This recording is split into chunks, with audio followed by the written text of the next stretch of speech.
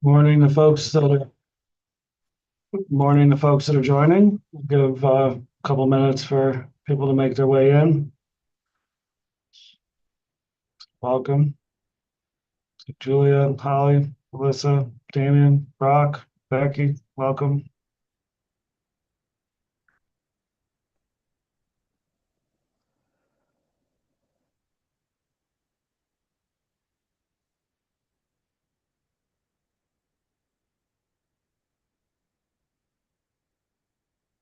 Hey, Maddie, welcome. Welcome, Sarah. Welcome, Ted. See folks making their way.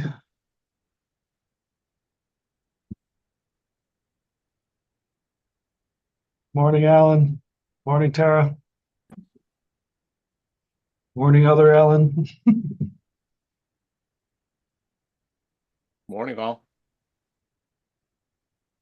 Give just a couple minutes for folks to make their way into the space, and then we'll get started.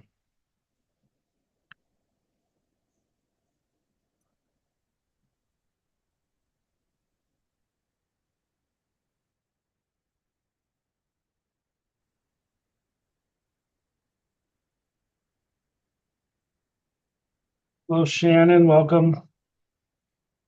Hi. Welcome, Ann. If I didn't say hello already, we'll give see Miranda making the way in.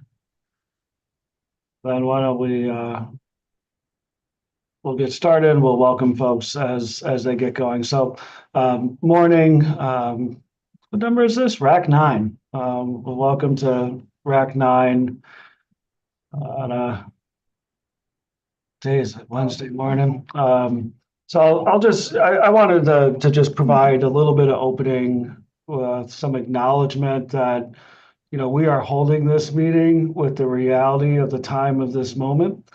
And holding this conversation, of course, in the context of a lot of what folks might be experiencing. And as a public meeting in a public space, we're not going to march down any type of partisan commentary. What I will ask folks is to just pay attention, right, to what's happening in your body and your mind. I recognize people might be distracted.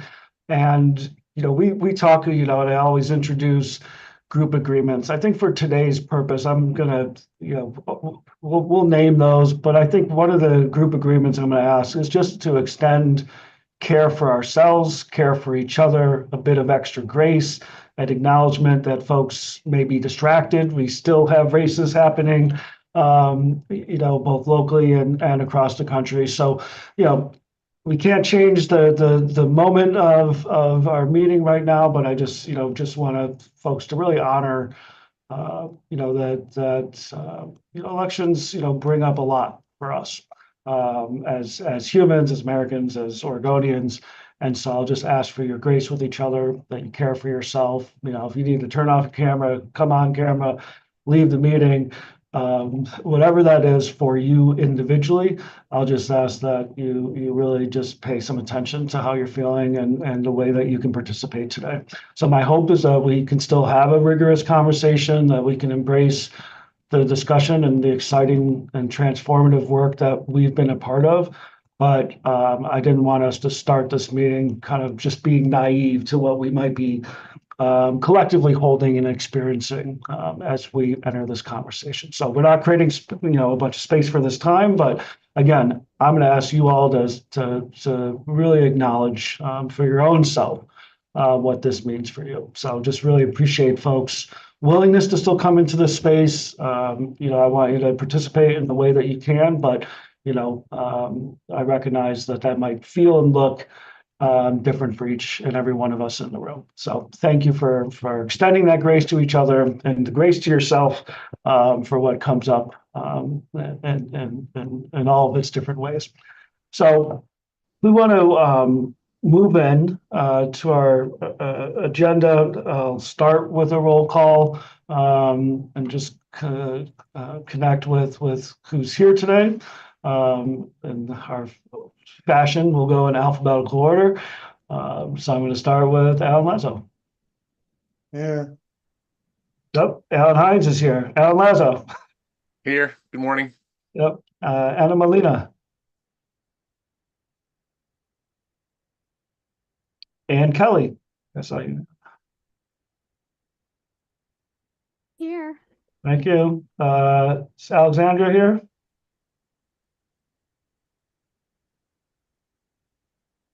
Becky Baxter. Present. Thank you. Benjamin Gurwitz.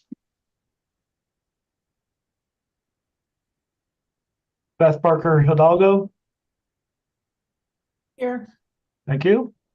Brandon Persinger.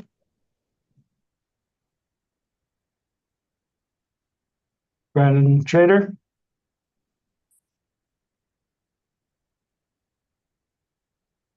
Brian Rankin.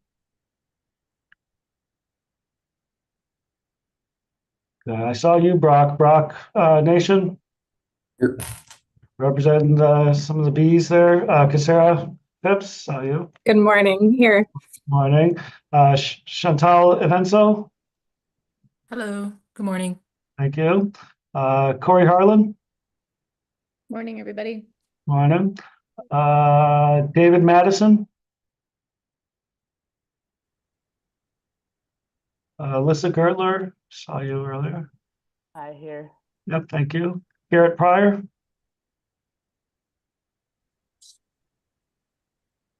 Garrett Stevenson. Here. Thank you. Gloria Sandoval.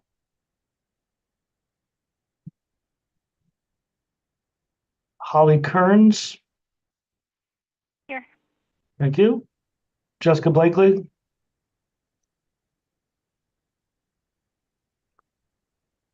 Jim Johnson.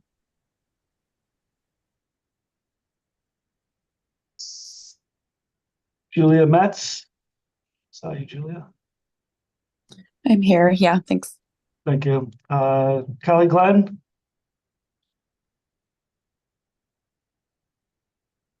Kathy Wild. See you, Here. Kathy. Thank you. Kelly Hart.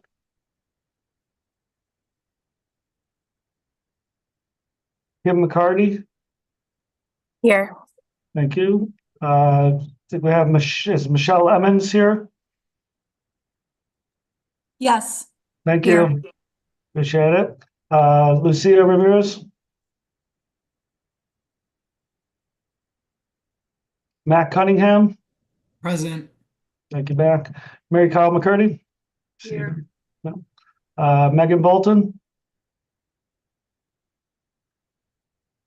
Mercedes Elzalde.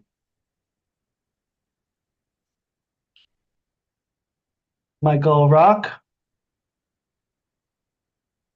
Miranda Bateshell. See you, Miranda. Thank you. Here.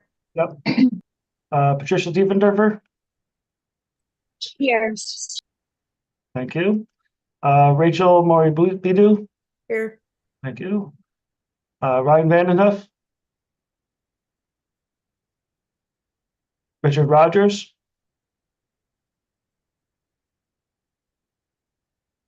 Samantha Bayer.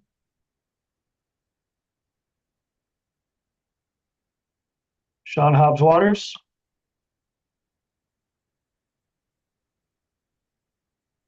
Shane Kwiatkowski. Present. Jesus. Here you are. Present. Thank you. Shannon Vilhauer. Here. Ted Reed. Morning. Tara Wilcoxon. And Victor Saldana. Good morning. Did I miss anybody or came in after we did missed your name in the alphabet? Damien?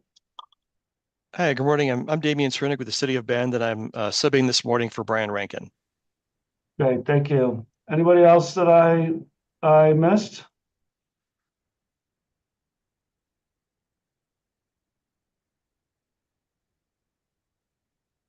Okay, well, let's pull back up our slides and we'll keep moving. Thank you. So I'll walk through our agenda. I think we're Great, thank you. So we have again Anita here who will do some helpful framing around the racial equity framework and community conversations that have been occurring around this work. We'll get an update on the housing capacity and urbanization technical advisory committee. We'll get an update and reflection from the Land Conservation Development, or LCDC, public hearing. I imagine some of you either participated or have watched that. And then we'll spend a bulk of our time today reviewing and discussing the draft rules. So this is kind of a really important kind of touch point with the RAC around the rules that you've all worked really hard to get in DLCD, and staff has really worked hard to get to this place. And then we want to close our meeting today with some space for reflection and gratitude and looking ahead. So we'll create some space to reflect back on the work that we've done, to think about and begin to get clarity on the work moving forward. And then we'll get you out of here by 12 o'clock. So if we go next slide, in addition to what I named earlier, just recognizing, the moment that we're hosting this meeting the night after, or the morning after national and local elections. So as well as caring for yourself and each other and extending grace, some of the ways we do that is to learn and understand and really listen to each other's perspective, to remain respectful and candid and constructive, to the extent that there is disagreement, seeking to identify areas where we can resolve differences, find common ground. Of course, we're in a virtual setting, so it's hard to have side conversations in this format, but really bringing things into the room, into the group, rather than kind of holding your thoughts. And certainly, this is a really important chance, if there are things that you want to raise, right, to not to raise them now. So I'll leave there with the guidelines. As a reminder, you can always submit comments to housing.dlcd@dlcd.oregon.gov. Thanks, Alan, for putting that email in the chat. And then just use the ONA rulemaking rack, either for DLCD staff only or for public comment in the subject line. Let's go next slide. And so, Ethan, I'll pass it to you to kind of lay out our host for today. Thank you, Ben, and good morning, everyone. For the record, my name is Ethan Stuckmeyer, Managing Division at the Department of Land Conservation Development, and we're here today at Rulemaking Advisory Committee meeting number 9, which is our final meeting of this group before the LCDC, the Land Conservation Development Commission, is set to adopt the 2024 phase or portion of these rules that we've been discussing for many months now. And so to that end, we're here today to kind of talk through the updates to the rules since we've published the most updated version on October 1st. And really, this is a time for us and everybody here today to talk a little bit more in detail on what those specific refinements you feel are still necessary to address any outstanding concerns that you've got with the rules as they're currently drafted and as have been discussed in the months of October and November. So we're really here for those kind of cleanup items. You'll hear from each of the technical advisory committees on where those rules have kind of gone since October 1st and where and some of the things, the major refinements that we're wrestling with in these last couple of weeks here before they head to the commission. So I just kind of want to highlight here today at this part is that we're really looking for those specific purposes, those specific identification of specific element rules that you feel like are not quite right with proposals that you might have to remedy or refine those rules to address those concerns or issues you have with the rules. So that's really that's going to be the most productive conversation that we can have today. And yeah, I'm looking forward to having the discussion with you all today. Much appreciated. We'll also kind of reflect at the end, we'll reflect on the 2024 rulemaking process and kind of look ahead to 2025. We'll take a moment to kind of pause there after the rule discussion and talk a little bit more about the rulemaking process. What's worked well in 2024 that we should carry over into 2025? What things should we think about a little bit differently for 2025? This transition period feels a little bit like a good time to make some of those changes to like our rulemaking process, the way in which we have the discussions with you all. So we're excited to have that conversation too, knowing that this work does not conclude on December 5th when the commission adopts these first phase of rules. So really looking forward to that conversation with you all today. Thank you. Thanks. And then Ethan, this is you too, I think, right? I think it is. Yes. Apologies. For in terms of like where we go from here and kind of those next steps, I mentioned that this meeting today is the last meeting of the Rulemaking Advisory Committee before those rules go to commission. There's still an opportunity to provide public comment though. If as you're reflecting on this conversation today, or you're doing your final review of those rules and in the hopes to provide comment, be sure to get those in by 11:55 on Thursday, November 14th. That'll give DLCD staff enough time to update those rules for a final set of rules that'll be published in the Land Conservation Development Commission's packet on November 27th, which is a Wednesday. And that'll give commission just a short amount of time, just over a week, to review those rules and have that adoption hearing on the 5th of December for final adoption. And those rules will be effective January 1st of 2025. We'll talk about this Rulemaking Advisory Committee meeting number 10 at the end, but this meeting really is going to be that first transition away from 2024 needs in production and housing acceleration rules, and really focus on the capacity and urbanization rules. So we'll talk about the December 9th meeting towards the end of this meeting today. But Thank you. So this one goes off to Anita. Yeah, that's you. Hi, good morning, everybody. Anita Kilani Yap with Multicultural Collaborative. I'm your racial equity support consultant.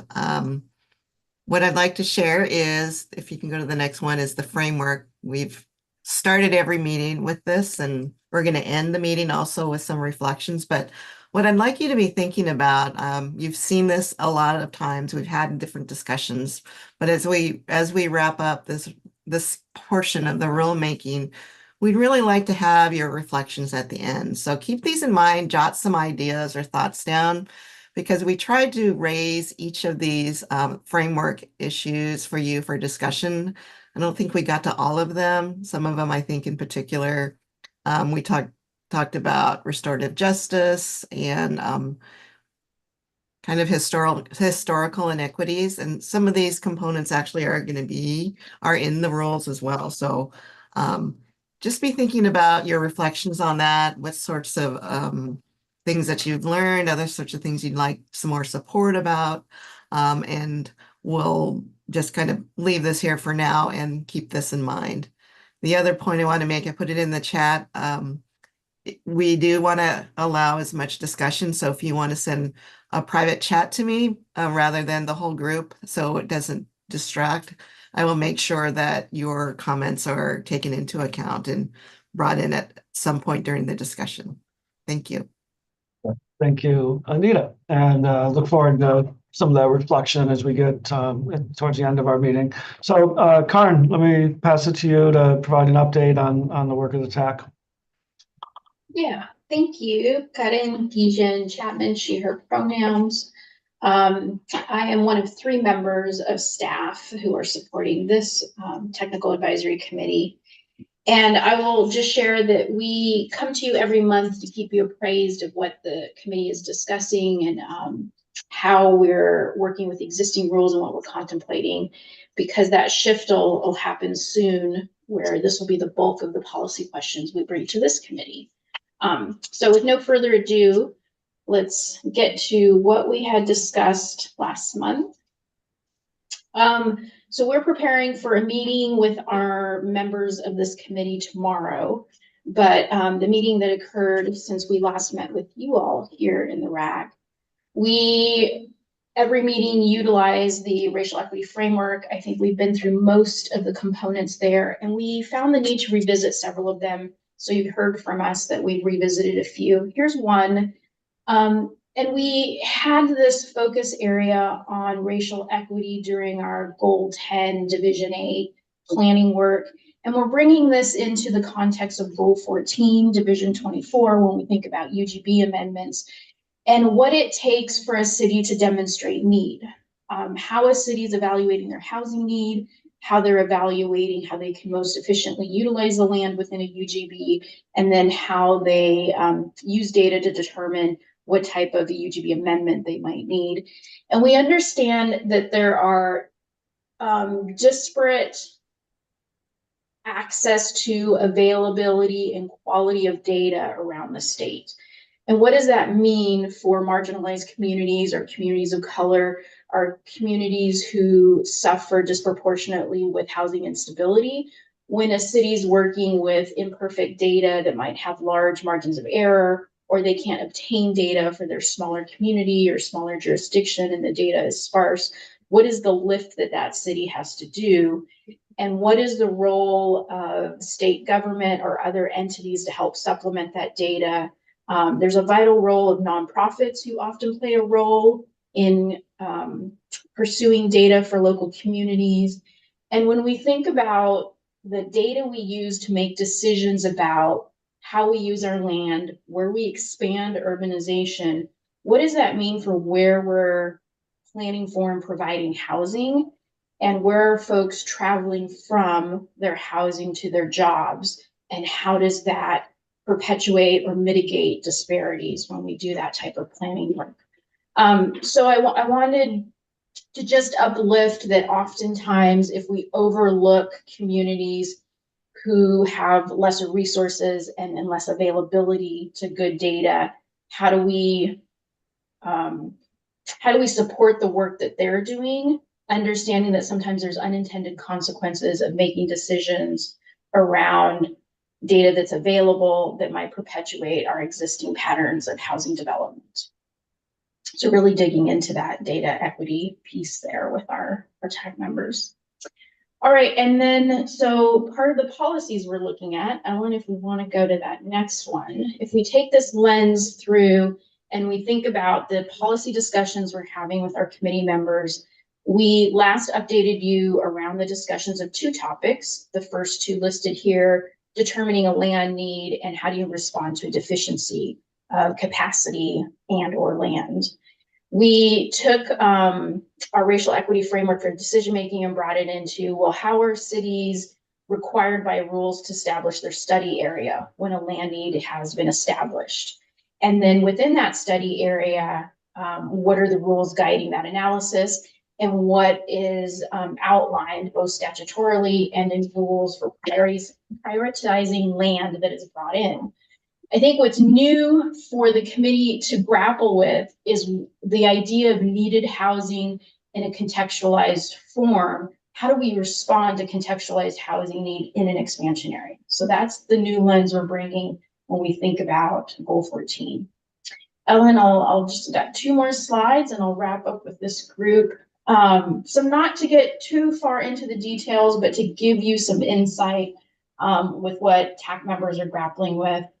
We discussed quite a bit further clarity around how the study area is established, how particular sub areas or land within a potential study area get excluded, how land can and should not or cannot be excluded, some rules around that.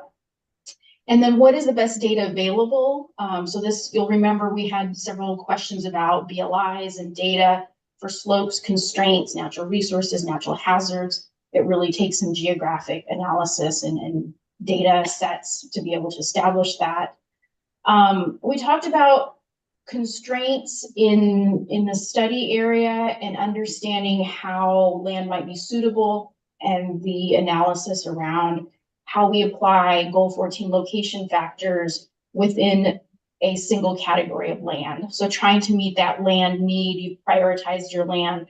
Let's say it's priority 1 land or priority 2 land. You've got several sub areas within that category of 1. How do you compare those sub areas against each other, against the Goal 14 factor or Goal 14 priorities and factors within the goal language itself. And then next we looked at, once the final study area is established, you've got your sub areas, you're delving into a bit deeper of analysis, there's another opportunity to exclude land further or refine your potential sub areas for expansion. And Ellen, we can go to that next slide where we have some of this listed for you. And so this really brought up questions around, at this point, if you're going to expand your land, how is it going to be utilized for if you're expanding for residential use, what is the utility of the land available? So you have to consider the provision of public facilities, whether that's water, sewer, transportation, there might be recreation or open space, in some cases, planning for schools.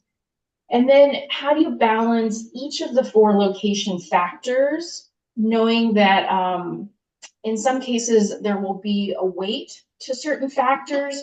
For example, trying to get over topography of a ridge to bring in sewer service, it may be weighted over other factors to determine that land is really unsuitable for residential development or highly costly. And so for the group, we were able to clarify that there's a different level of determination of provision of public services within Goal 14 than what we might have seen within Goal 10 in Division 8. And I'll elaborate that just ever so slightly. Within Division 8, we understand that we are evaluating all buildable land and what does it mean to provide public services within that land in our UGB and to make residential production happen on that land. There's a very high bar to deem land unbuildable. It's not able to be serviced. But in the Goal 14 context, if you're going to expand and you're looking at suitable land to expand to, this becomes a slightly lower bar in that, you want to carefully choose where you expand because the idea is to produce more housing, more residential capacity within that land. And if it is going to be a high cost or burden to bring those public facilities, that is often weighted for many jurisdictions when determining, well, that land would be unsuitable or less desirable, less efficient to bring in versus other study areas. Lastly, I'll say the TAC members grappled with the concept of parcelization and land assembly, knowing that the highest priority of lands to bring in are exception lands, often rural residential. So you'll see a pattern of neighborhood development of housing that might have parcels that are 1 to 5 acres. What does that mean for future development, particularly in areas of high value? We know those need to be brought into a UGB. Can they be brought in at a lesser capacity, knowing that there may be a low likelihood of redevelopment, depending on local market factors? So there was a lot of conversation about that. I'll summarize for this group, the RAC, as you think about how we're going to have these conversations with you all. I think ultimately what we're asking are the policies to clarify, do we need an expansion? How did a city establish that need? When an expansion is needed, where is it most appropriate to expand? Thinking about meeting a residential need under the new paradigm of a contextualized housing need. So how do you respond to that, knowing that there are income brackets of your community that need housing, and what types of housing can be provided? Where can it best be provided? Whether that's within your existing UGB to create more development ready land, or whether you need an expansion and where that expansion should go, thinking about all the public service provisions of a neighborhood and where to house folks and where to find opportunities for affordable housing. So I'll leave that there, and I'll let you all know that we're going to delve tomorrow. We meet and we're going to really talk about affordability and expansion areas. We're going to talk about the concept of complete neighborhoods, among a couple other topics. Thanks so much. Thanks, Karen. So we're going to open for clarifying questions briefly and jump in. Hi, Karin. I was just curious about those, for example, the 1 acre lots that are somewhat developed. Is there any provision for addressing CCNRs that might preclude further development there? Yeah, we've been talking about that with the TAC, so that is on the table for discussion.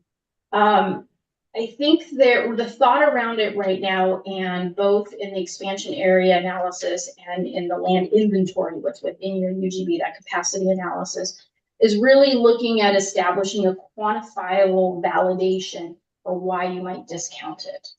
All that to say, Anne, there's a path forward of some analysis that would take some data collection. So, Anne, you've brought me right back to our racial equity question, is when we think about data available to local communities, particularly smaller communities with less resources, if we don't account for development patterns and trends like CCNR's impact that create very exclusive neighborhoods, I think it's safe to say, then we may not be providing needed housing in future expansion areas. So you bring up a very good point. I want to say there's a path of analysis, Anne, and I also want to let you know that discussion is on the table. TAC members have brought that up. So you know we're aware of it. Thank you very much, Karin. And CC and our covenants, conditions, and restrictions. Ooh, thank you. I apologize. I should have caught that. That's all right. I Googled it.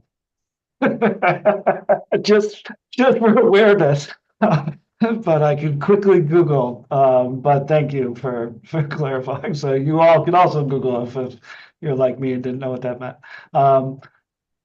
Any other questions for Karin before we keep going? Okay, well, let's move into the next piece. So we're going to talk about the LCDC public hearing. Again, I imagine some of you were both participatory and potentially have observed. But Ethan, is this who's leading this? You? It is me. It is Yep. me, Ben. All right. So you've heard from Karin on the capacity and organization, technical advisory committee work that will, like we mentioned, that will continue through and really kind of be one of the primary focuses of this group through December and throughout 2025. So, but in terms of where we have been with the 2024 rules, might remember that we published a version of the rules on October 1st. That led into a public hearing of the Land Conservation Development Commission on October 25th on those proposed amendments to Division 8. And wanted to just summarize some of that discussion. This is not comprehensive. There were all sorts of comments and discussion, really good with both commissioners and the folks who signed up for public comment. But in terms of some of the key takeaways, wanted to describe some of those for you all. So really, and this kind of feeds into some of the discussion that you'll hear from Celestina and Sean in the remainder of this meeting. But really, I would say the top line summary of the public hearing is that we're really trying to strike this balance of being specific in the rules with allowing local governments to have the flexibility of implementation and also give some space for innovation and creativity in that work, knowing that there are bounds for this work, Goal 10 and Goal 14, as it's described in HB 2001 and in the ONA program. And really, kind of a kind of sub thread here is making sure that we've got a set of rules that are actually implementable at the local government, and thinking through all of those pieces to provide those tools, provide the flexibility, provide the specificity that is really necessary in this program. And one of those key pieces is related to data.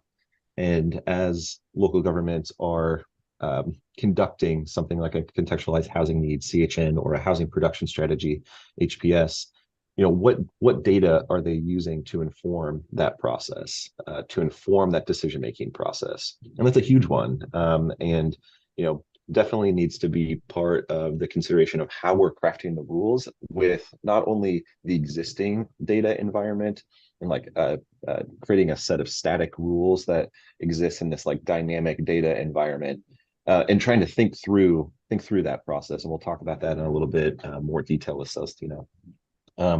And again, trying to think through what the administrative burden or what this analysis entails for local governments, and trying to reduce that amount of burden as much as we can, knowing that there are obligations and principles inherent in the Oregon Housing Needs Analysis Program, particularly related to fair housing and affirmatively furthering fair housing principles. And we know that that work is new to the Goal 10 planning process and necessarily requires an intentional effort and distinct analysis in order to actually affirmatively furthering fair housing. We're trying to balance this administrative burden, the workload of this analysis with, a recognition that it is new, and there are additional things that we're thinking about here, and that's purposeful. That's an intentional addition to this program. We also heard quite a bit of, I think, just the energy and the interest in terms of what the 2025 rulemaking will entail in terms of, again, providing resources and tools for local governments and for partners to engage in this work in a meaningful way. And that includes the gambit of tools, including guidance, model codes, safe harbors, minimum standards. Those kind of things are all the subject of discussion in 2025 to kind of build out the universe of this Goal 10 planning process and the changes that it's undergoing. So from DLCV's perspective, that public hearing was really insightful, both in the conversation with commissioners and from the public comments we heard. And I think you'll hear a lot of those comments and that commentary reflected in the conversation throughout the rest of the meeting today. So Ben, that's all I've got. And I apologize if my internet's a little choppy. Hopefully that was understandable. Understandable for me, but hopefully for others as well. So why don't we just pause if there's any either clarifying questions or reflections from RAC members.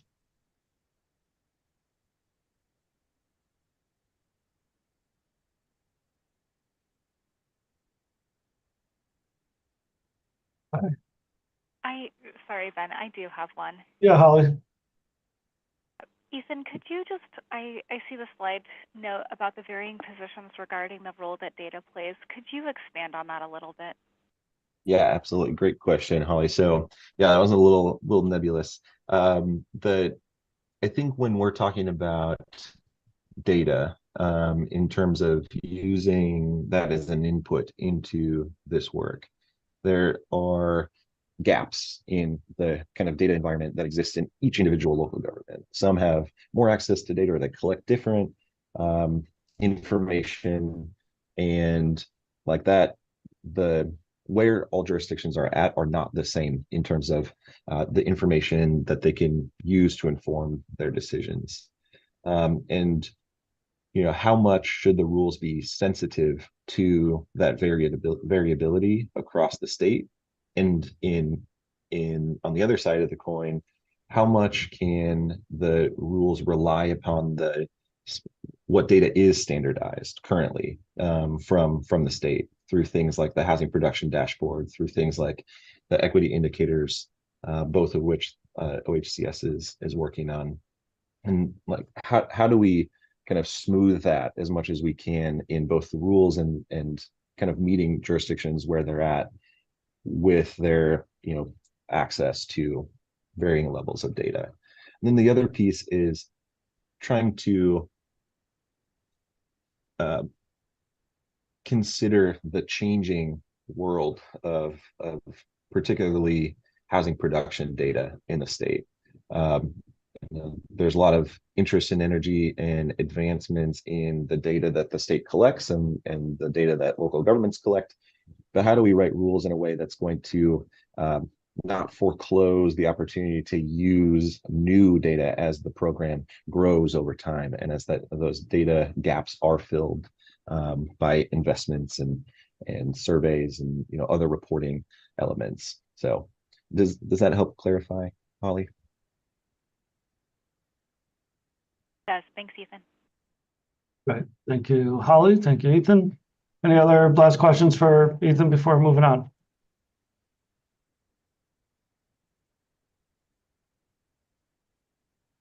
Not seeing any.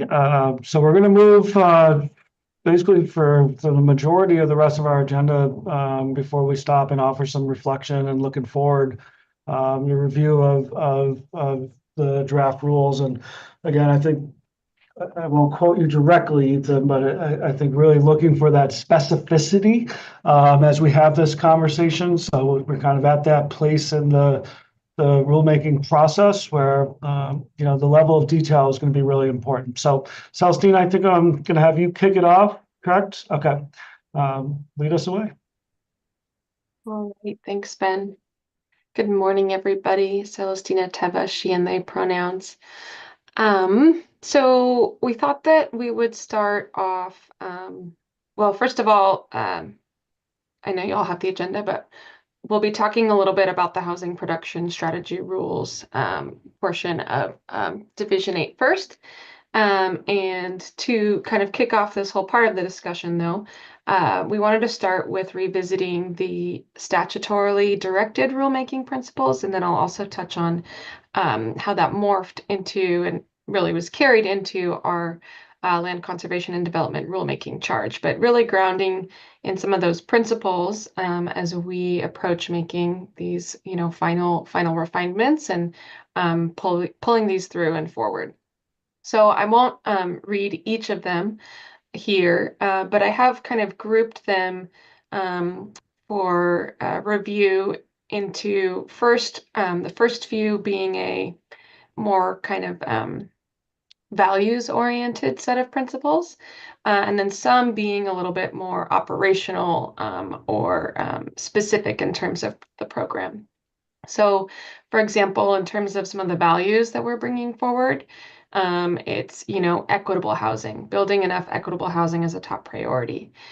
Fair and equitable housing outcomes, environmental justice, climate resilience, access to opportunity, safety, and affordability. So you'll see all of those values and themes in these principles.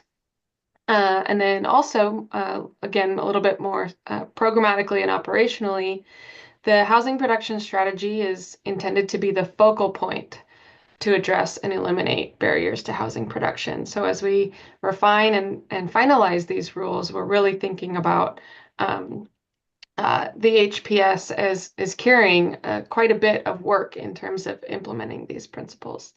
That local governments are, to the greatest extent possible, taking actions within their control.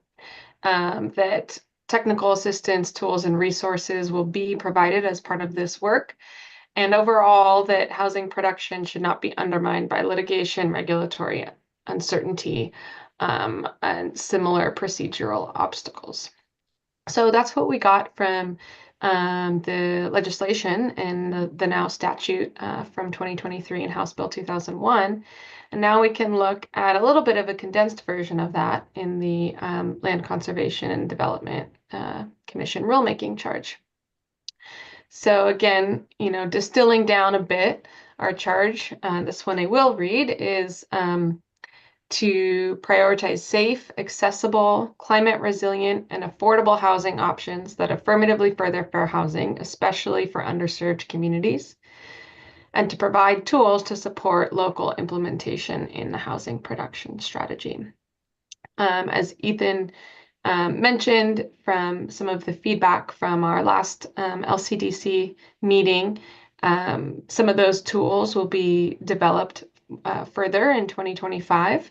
But nonetheless, we want the rules to be supportive as well on their own for implementation, and to the extent of furthering that charge, safe, accessible, climate resilient, and affordable housing options that affirmatively further fair housing, especially for underserved communities. So with that, we're going to focus for a little bit on a memo that you all received, which really was born from our attempt as staff to put something on the table for folks to respond to be responsive on our end to some of the feedback that we've been hearing in advisory committee meetings about the housing production strategy rules, including the contextualized housing need portion of those. And Ethan spoke to some of the items of feedback that we've been hearing that relate here to the contextualized housing need, and I'll mention a couple as I sort of go through what was in this alternative approach. And I'll give us a couple nuggets of some of the things that we've already heard because we've circulated this alternative approach to the Needs and Production Technical Advisory Committee at our final meeting. And I'll also have a chance to review some of that Needs and Production Technical Advisory feedback as well, so that you all can consider that when we get to discussion. So a couple of the adjustments for consideration in the alternative approach was just trying to clarify that the first part of this work that was previously called inventory and evaluation of local conditions was amended to try and emphasize that this first step is really more of a data collection and preliminary review and not a separate analytical step. Because one of the threads that we've been trying to be responsive to from feedback is the capacity for local implementation and of these rules. And some of that we were realizing maybe actually just that the rules could be refined or clarified in a way to demonstrate that there's not as much work maybe as the rules could be read as. So instead of a whole analysis of data before a different analysis, just trying to emphasize that the first part of the rules was oriented just to data kind of collection and review and really bringing all of that information together in one space. And then secondly is, and this will be a theme and even a discussion question today, as we've already heard the topic begin with Ethan's review, is what data and what data is required to inform this work, what data maybe is optional, and how do we write the rules to, again, kind of hold what's currently available, but also hold what might be available in the future and not limit the efficacy of this program by writing the rules to current day information. So one of the ways that we approached that was emphasizing other data sources being optional as available and applicable, and also moving the portion of the rules that is the review of past discriminatory actions and practices into the optional status, as well as information is available and applicable.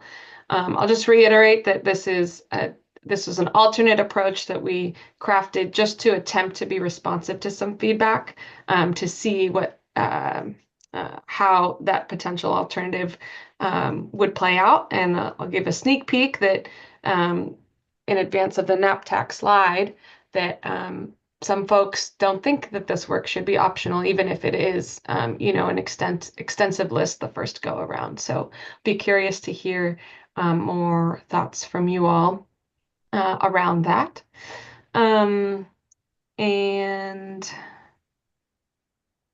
One other item is that the question around whether this review should be limited to past discriminatory actions or past and current discriminatory actions. This is actually a conversation that's also even playing out in the development of the department's equitable community engagement toolkit. Just to shed some light on why there's even a conversation there at all, is just that the entirety of the program really is is designed to identify current discriminatory actions and to take action to change those by identifying fair housing issues and things of that nature.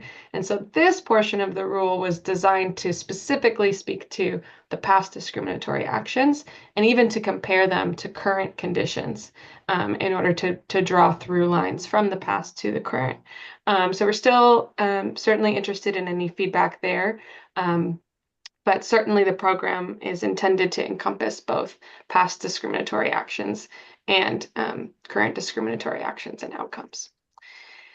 So those are a couple of potential changes that we included in the alternative approach for feedback. And then we'll move on to the fair housing analysis section, which is after kind of collecting all of your data, then what do you do with it?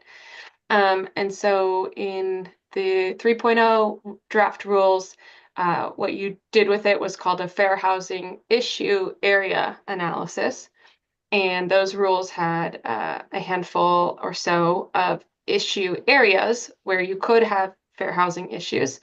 And the charge was an exploration, given the data, of what issues may be existing in terms of disproportionate and disparate housing outcomes and a lack of fair housing choice. But that we got some feedback, but that maybe that was too broad or lack of clarity on implementation. And even though guidance is coming, maybe the rules could or should be more specific. And so we attempted to put something out on the table as a different approach, which would be actually identifying and naming distinct analyses rather than kind of the topic areas. And that resulted in 8 distinct analyses and naming a little bit more specifically things like disproportionate housing needs, patterns of integration and segregation, disparities in access to opportunity as examples of fair housing issues. So again, sneak peek on some preliminary feedback is a question of whether this really should go on in the rules or if it should exist in the guidance materials, and if the level of specificity in the issue areas in the rules maybe as a more all-encompassing way to represent the work that we're trying to do. And the guidance can support, guidance materials can support some of that specificity and even can be more flexible for updates over time. Should the landscape or information or potential analyses change, be able to support that guidance a little bit more dynamically over time. So those are some of the potential adjustments on the table, interested in feedback on. And then I am going to highlight specifically a little bit more of those sneak peek items of feedback that we received from the Needs and Production Technical Advisory Committee on this potential alternative approach and really the final refinements to the draft rule. So really a reiteration of what Ethan highlighted from the LCDC meeting is this balance between consistency or structure or specificity, and it would be consistency kind of across jurisdictions with flexibility and local context and adjustments and adaptations to local needs. Potentially, one of those local contexts might be data availability. So one of the follow-up kind of questions to that is what I just mentioned, what is in rule and what is in guidance. That's one of the tools that we have to kind of turn the dial on specificity and flexibility, is determining where some of that information goes.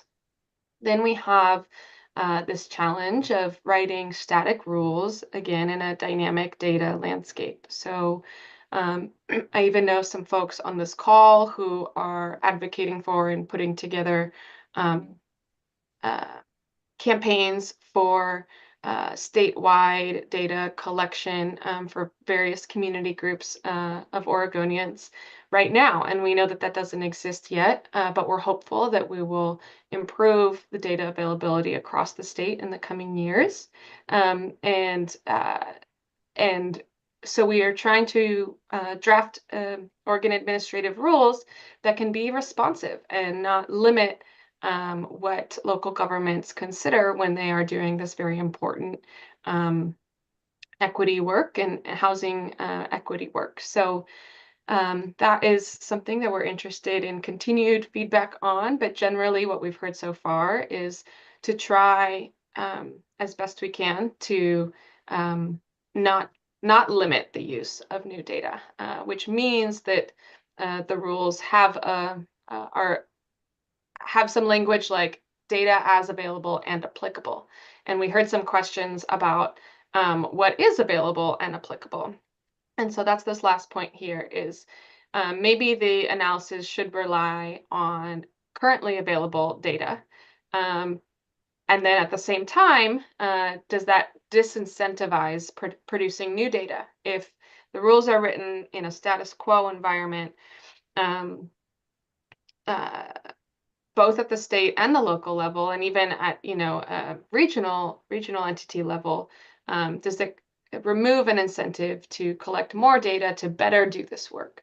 Whereas if we were aiming more towards a discrete set of work scope and data didn't exist, maybe there would be more of an incentive for that data to be collected and produced. And there are questions about whether that incentivization or pressure to collect more data should be at the local level or the state level. And we know that Oregon Housing Needs Analysis as a policy, a major policy, is oriented to the state doing more of that legwork on data collection. And so we think it's pretty clear that that's the trajectory. But nonetheless, there could be local data that could be relevant. So how do we write the rules both to be responsive to data that's available at any given time without disincentivizing data collection? So a lot to really balance here, and very much looking forward to y'all's input.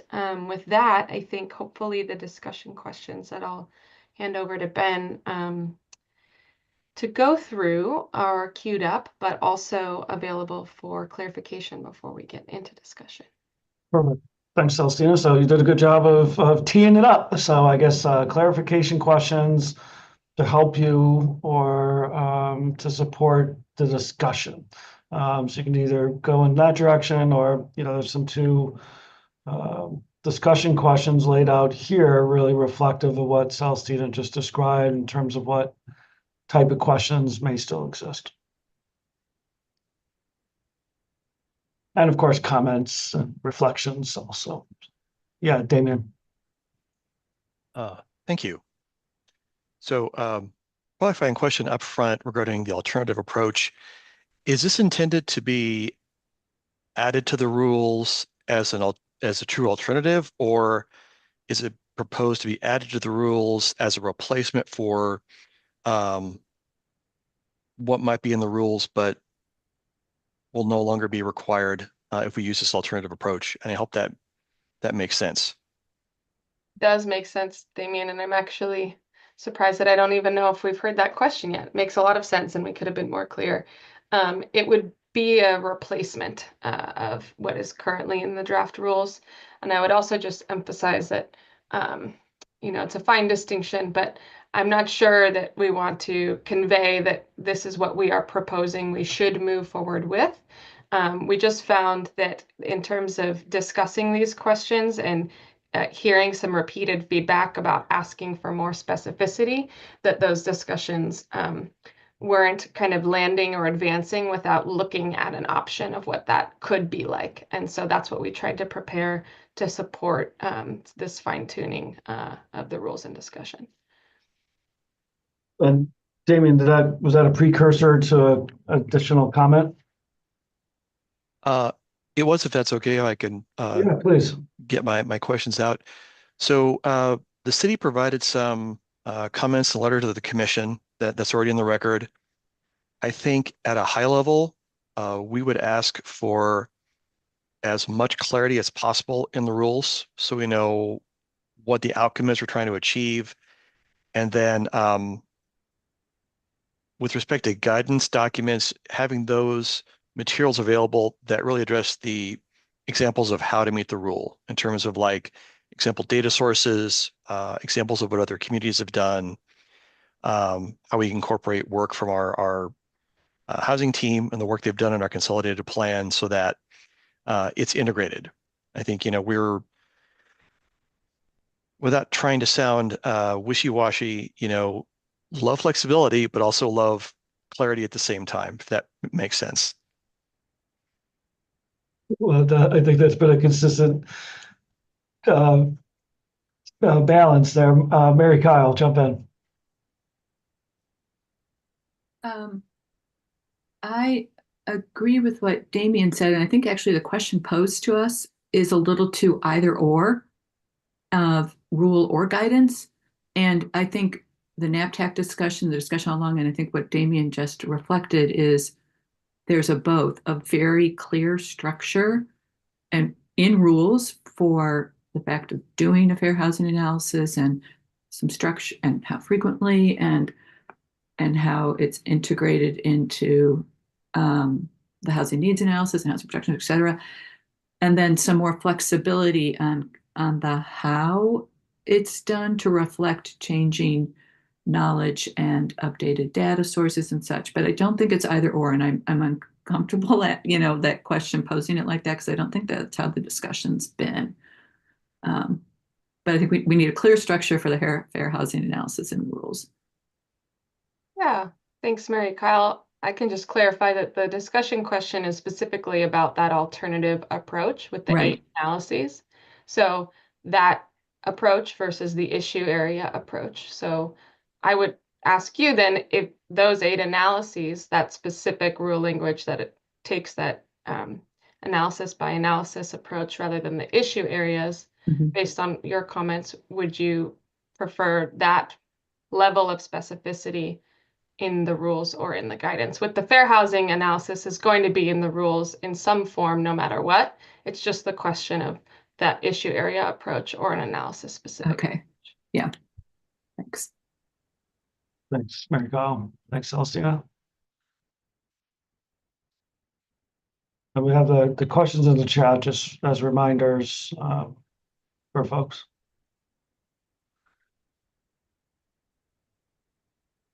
Brock, you're making a might come off mute face, or maybe that's your face.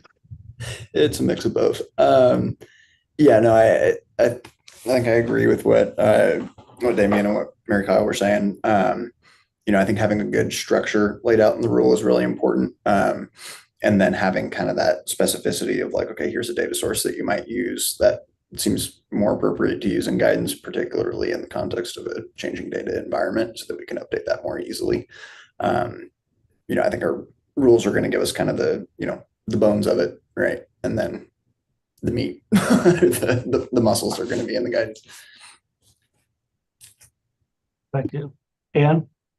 Hi, thank you. I just wanted to speak to that question about disincentivizing new data collection. Is it possible to say something about using the most recent available data? And I kind of feel like 1C in the draft rules as available and applicable is a little bit loose.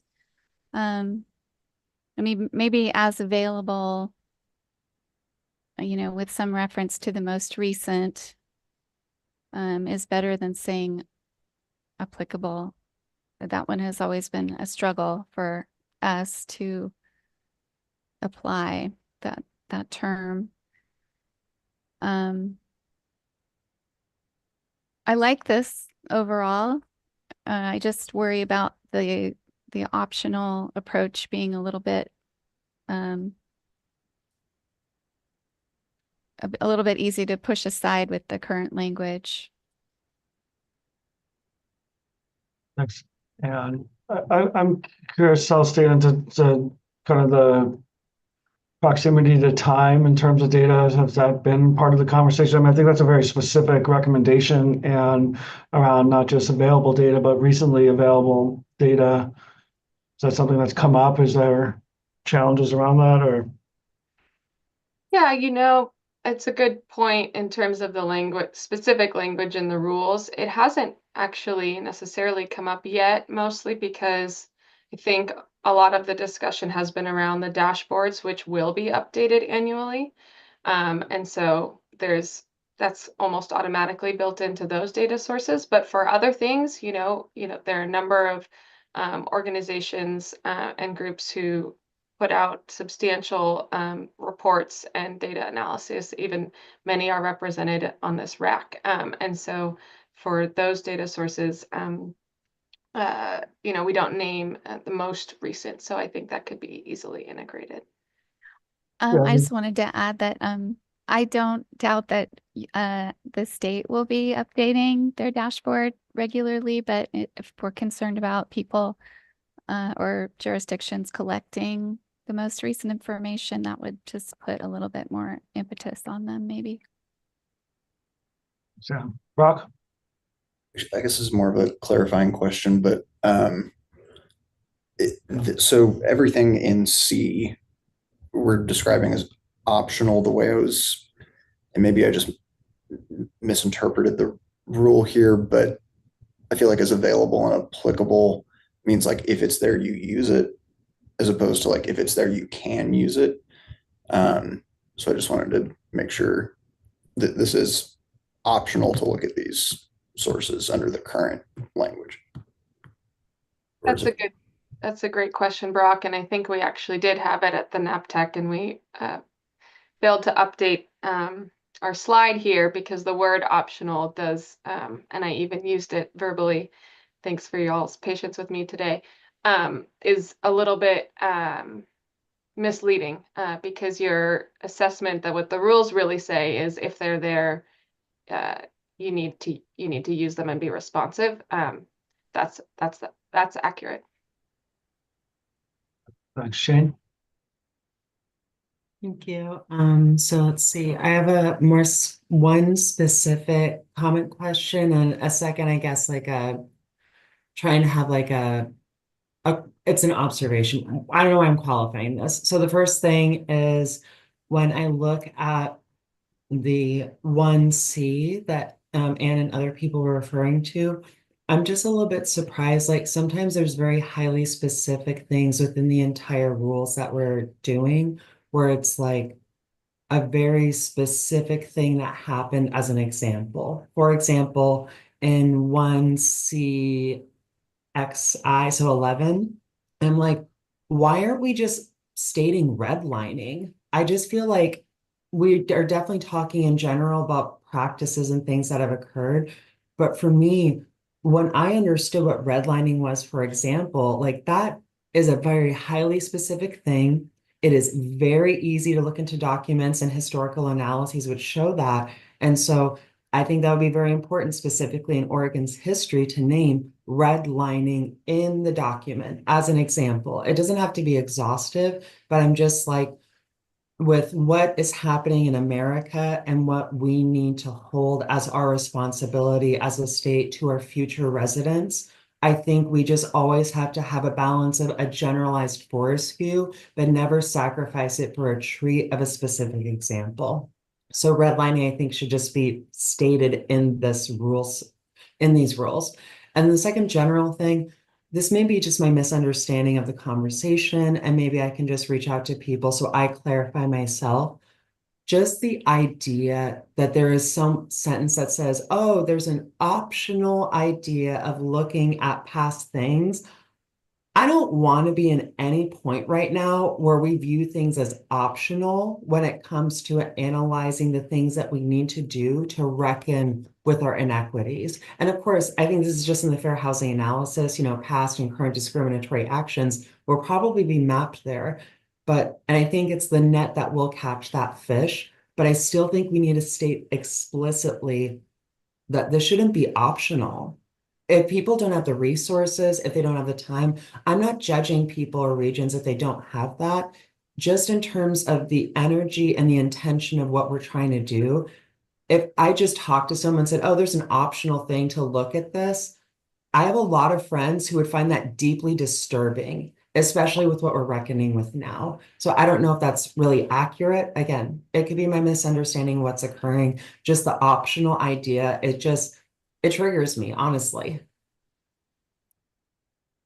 Yeah, thanks, Shane. So, Celestine, you want to reflect on, so I think there's both a comment and a request for some specificity, for example, with redlining as a very specific analysis, kind of looking backwards, and then maybe some clarity around kind of what are we describing as optional, particularly as it connects to kind of inequities that exist. Yeah, thanks, Ben, and thank you, Shane, for the comments. I'm grateful to say that the specificity of redlining does exist in the rules, but it's not in the memo because it actually exists in the definition section of past discriminatory actions. I apologize. I don't remember everything, so that's my bad. I take that accountability. I apologize. Nope. Okay. It's a good clarification for the whole group, and I don't ask people to apologize for their memories or missing a detail. So thanks, Shane. Now keep going, Celestina. Yeah, not at all, but very understandable that, to not be reading the definition section certainly every time in its entirety. But I'll also just add that there are many things named there, and we're, never able to truly create an exhaustive list, but did try and incorporate quite a bit of feedback about what should be named that we do know at this point in terms of past discriminatory actions.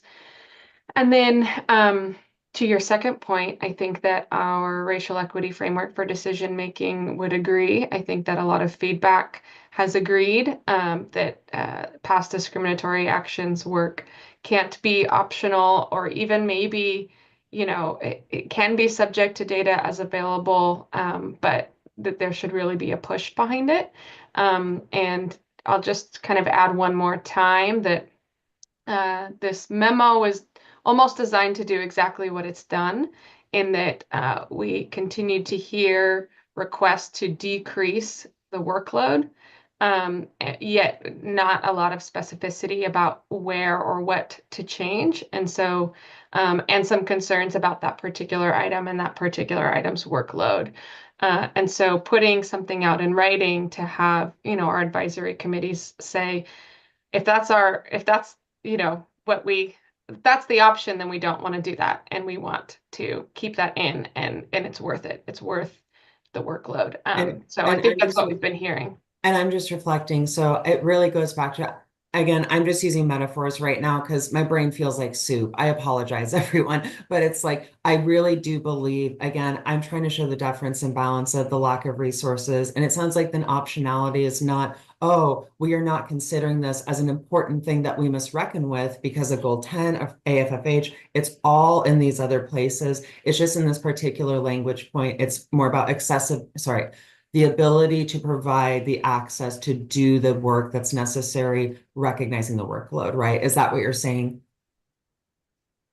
Yes, and even beyond that, that may not even be where the final rules land. With your feedback and others in the Needs and Production Technical Advisory Committee, that may not even be the appropriate approach. But to be able to say, is this the way to do it? Because we keep hearing certain types of feedback. So this is the only way we can construe implementing that. And then for folks to say, actually, no, we don't want that. And maybe it's not consensus, but trying our best to find the threads. Yeah, and I definitely think with the weaving of the intention, all the other aspects of the equity frameworks, AFH, I think that is the net. That is the thread. Every thread goes to weave that net. So you're trying to make it tighter or more succinct so that things don't flow through it. So I guess that's what I'm understanding more now with your explanation, and I appreciate it.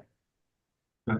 Thank you, Shane. And no more apologies. We started the conversation with giving grace to ourselves and each other. So thank you for that. Kim, jump in, please.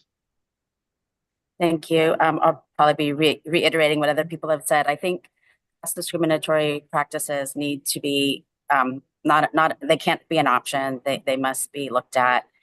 And I understand for smaller jurisdictions that's a big lift, looking at that information. And so I hope that the state will take on some of that lift for everyone, and that we will look at that information when making these decisions. Thank you, Kim. Other thoughts? Yeah, Alan, jump in. Thanks, man. I wanted to for the hat I'll wear for this, I wanted to bring a perspective from the fair housing subject matter expert from having done work around fair housing and fair housing planning specifically. And one of the things I'll say about where the difference between the alternative memo that's proposed and the current proposed rules, we're talking a lot about specificity today, and I think we also need to talk about intention. And one of the things that I found in fair housing work is if we don't state our intention about being specific about fair housing analysis, we tend to veer away from that, what the intention of fair housing work is, right? Fair housing work is closely tied to a point in time in our history around particularly racial discrimination in housing. That's the exact moment that the Fair Housing Act came to us and the reason it was passed. And when we tend to expand those analyses, we tend to not focus on what needs to be focused on in those fair housing analyses. And I'll give you an example in language in between the proposed rules and the memo, right? In the memo and the alternative, it includes number sub 8, which is the analysis of discrimination and housing barriers, including fair housing complaint analysis. That's also included in the proposed rules, but the proposed rules also in all the other areas talk about fair housing, talk specifically about fair housing choice, which is something very specific related to discrimination and access to opportunity. So by separating it and naming it in that list in the alternative memo, it also it gives the impression that it should be excluded from the 7 things above it, right? Whereas a fair housing choice analysis would actually be focused on those discriminatory practices related to fair housing protected classes in those analyses. So it's the way that we kind of cross-cut a matrix in this analysis. This whole analysis is specifically related to fair housing. And if we expand it beyond that, then we start to lose the opportunity to really address fair housing issues. So I think that the list of things in the alternative memo are the kinds of things we would look at from a fair housing perspective, but they need to be specific to that. And if we've just replaced the verbiage in the proposed rules with the alternative memo, I think we would lose that perspective. And so I think there's a way to combine them, whether that's in guidance or otherwise, but I don't think we would want to lose the intention that we set forth in the proposed rules with the verbiage that's there. Thank you, Alan. And Thank you. I guess I'm a little bit confused. I agree with Alan, and this might relate, but speaking to Celestina's question about, or her point about reducing the number of requirements, I think it's almost more about just the sheer volume of written requirements, and it's very hard to disentangle those mentally when you're working through them. And today I'm hearing that this option, may have certain, or this alternative may have certain options that would otherwise be captured in the fair housing analysis. So if that's the case, then the things really are not optional. And is it possible to streamline the written requirements such that if they're present in one segment of the overall requirements, can we just refer back to those as part of, another analysis area, the outlining the requirements for one analysis? Why are we reiterating in a different way some of the same requirements? If they're the same, can we just reference the other study, the other analysis, specific requirements within it or whatever. I think part of facilitating this work is just streamlining the verbiage, honestly. Yeah, thanks, yeah. So, do you have a reflection on that? I mean, I don't, what I'm hearing is just like the ability to reference analysis that's been done that kind of meets objectives across maybe different parts of a process, but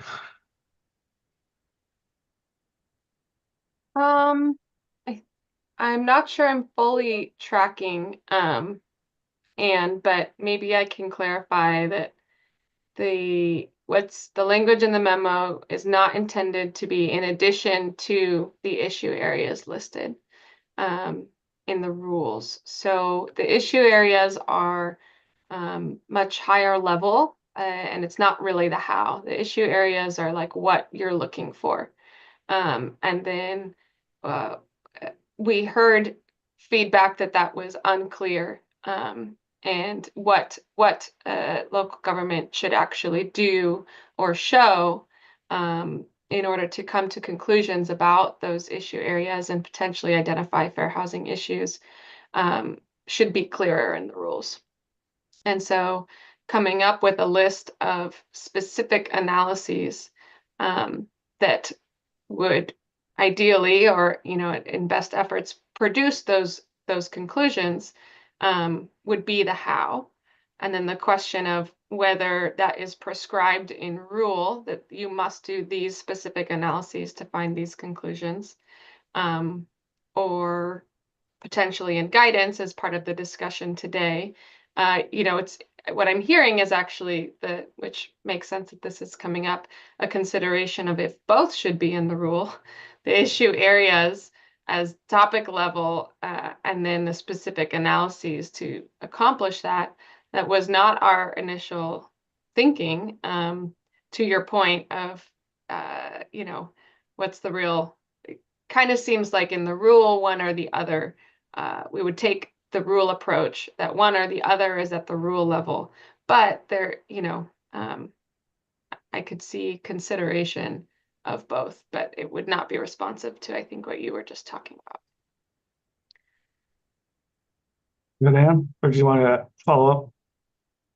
No, that's helpful. I mean, I guess just this discussion today has made it sound like there was some overlap, from my perspective, so that was helpful. I wanted to also ask one other question. I'm sorry. It's the use of the word access and accessibility throughout this alternative. It becomes confusing as to a point that Alan had made a while back, regarding keeping accessibility, that term for physical accessibility issues versus housing attainability, or housing inequity. Is there still some intention to keep those distinct? I'd have to look specifically at the occurrence of that word that you're looking at, Anne, but access on its own is not a word that we have so far been like access to opportunity, maybe is where I can think of in the rules it's showing up, is not something we've been treating in the rules as limited to disability accessibility, but the word accessible and accessibility we have at least attempted to use exclusively to reference needs of people with disabilities, but access to opportunity we haven't treated in that same way. So if we misunderstood that feedback, then that would be important. Yeah, I mean, I think your reflection is my memory, Celestina, that accessibility was utilized specifically in that area. And then, Anne and others, I mean, I guess if you're going through and you see any conflict with what Celestina just described, that'll be probably helpful to track and follow up with. Let's go Samantha and then Miranda.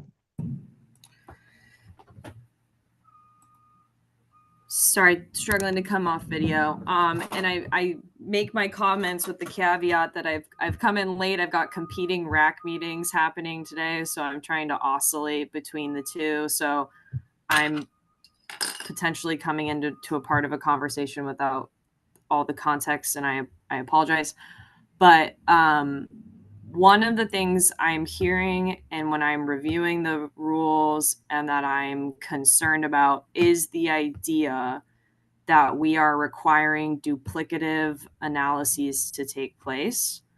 And that we are, and irrespective if it's in guidance or irrespective if it's in rule, if our planners and the people that are going to be executing these rules feel like we're duplicating things or we're not streamlining, I fear that all of the good objectives that we're trying to achieve could potentially be threatened, because if they don't have the staff capacity or the ability to actually execute this, or we're getting bogged down in more and more layers of planning, then we're not going to get permits out the door in a timely way. And we're already experiencing that at the local level. We have people waiting on permits for 3 times as long as they should be waiting, and that's simply a capacity issue.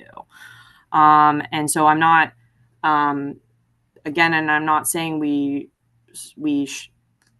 in the effort of achieving fair housing and doing the fair housing analysis, that obviously should be prioritized. So I want to be very clear that that's not what I'm trying to say. But if we are getting to a situation, irrespective of its rule, irrespective if something comes into guidance, if we are getting to a place where there's duplication and our local governments are saying we need to streamline this, I would really just ask us to take another look at how we could possibly streamline it.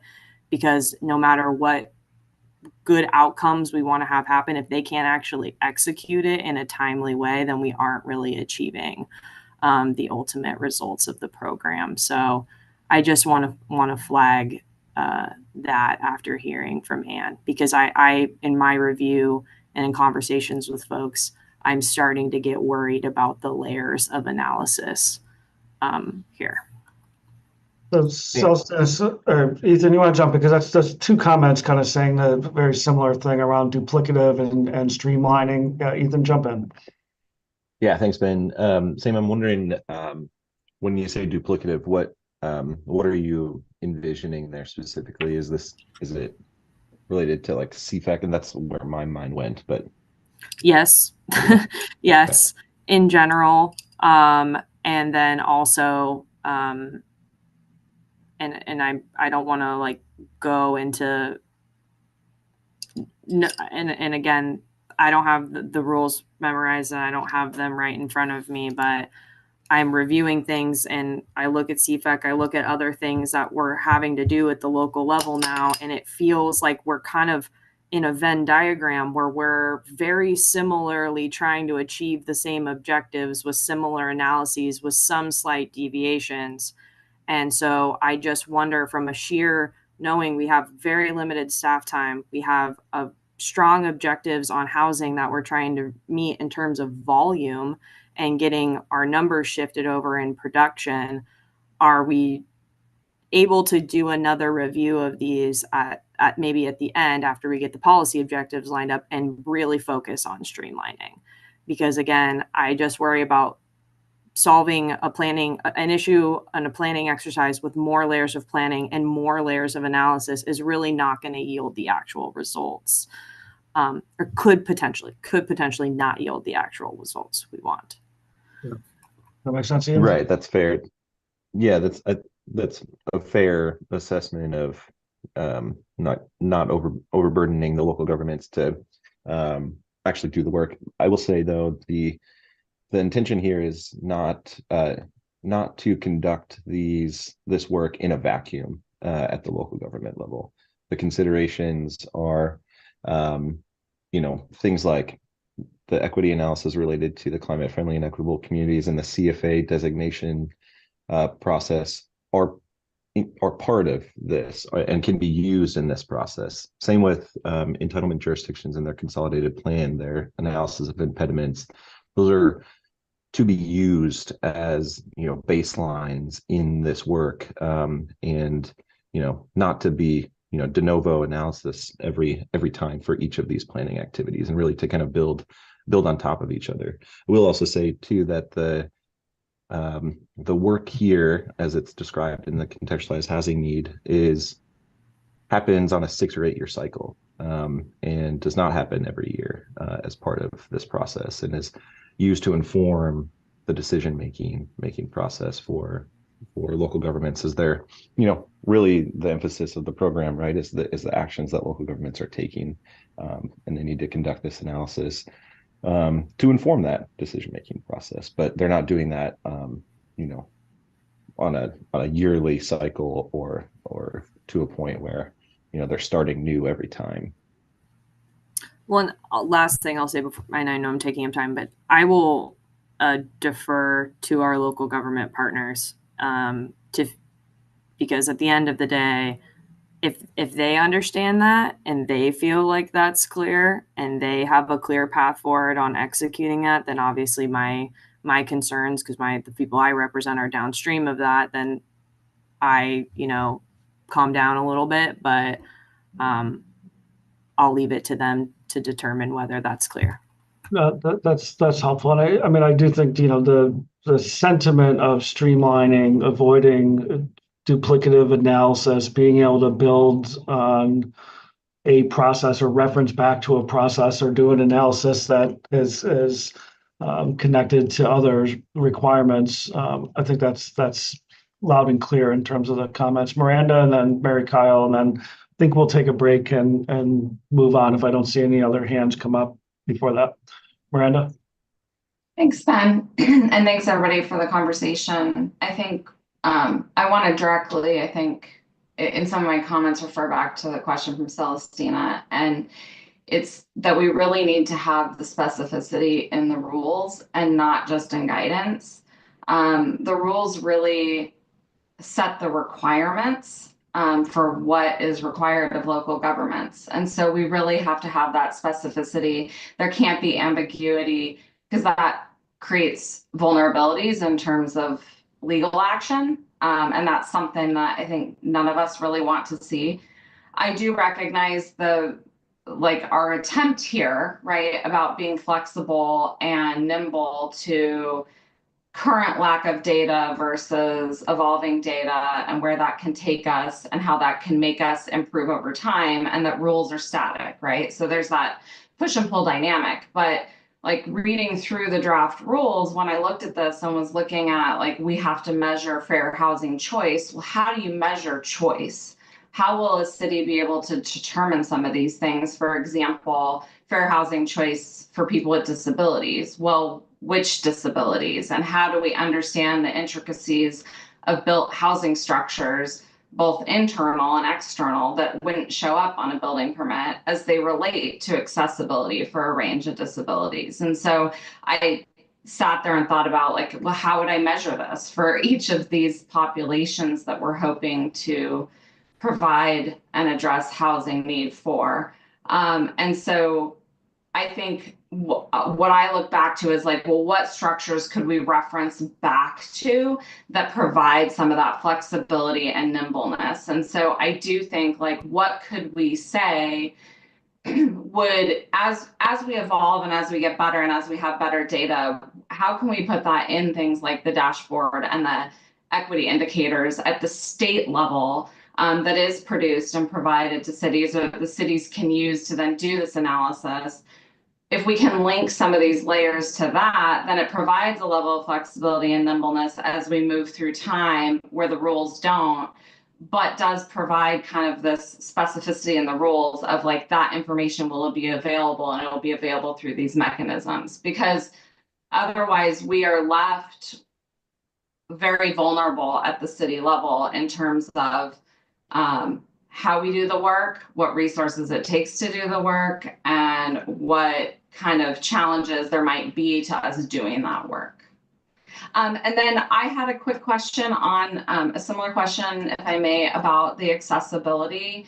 And this goes back to just trying to fully understand our definitions and how these intersect with the rules and the expectations as we review this.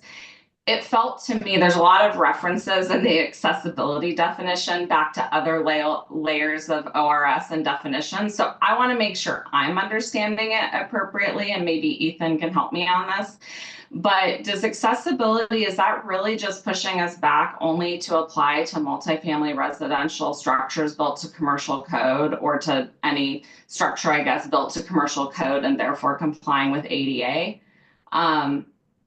I'm trying to understand that definition, because it feels like we talk about it more broadly than that, and the definition felt more narrow to me.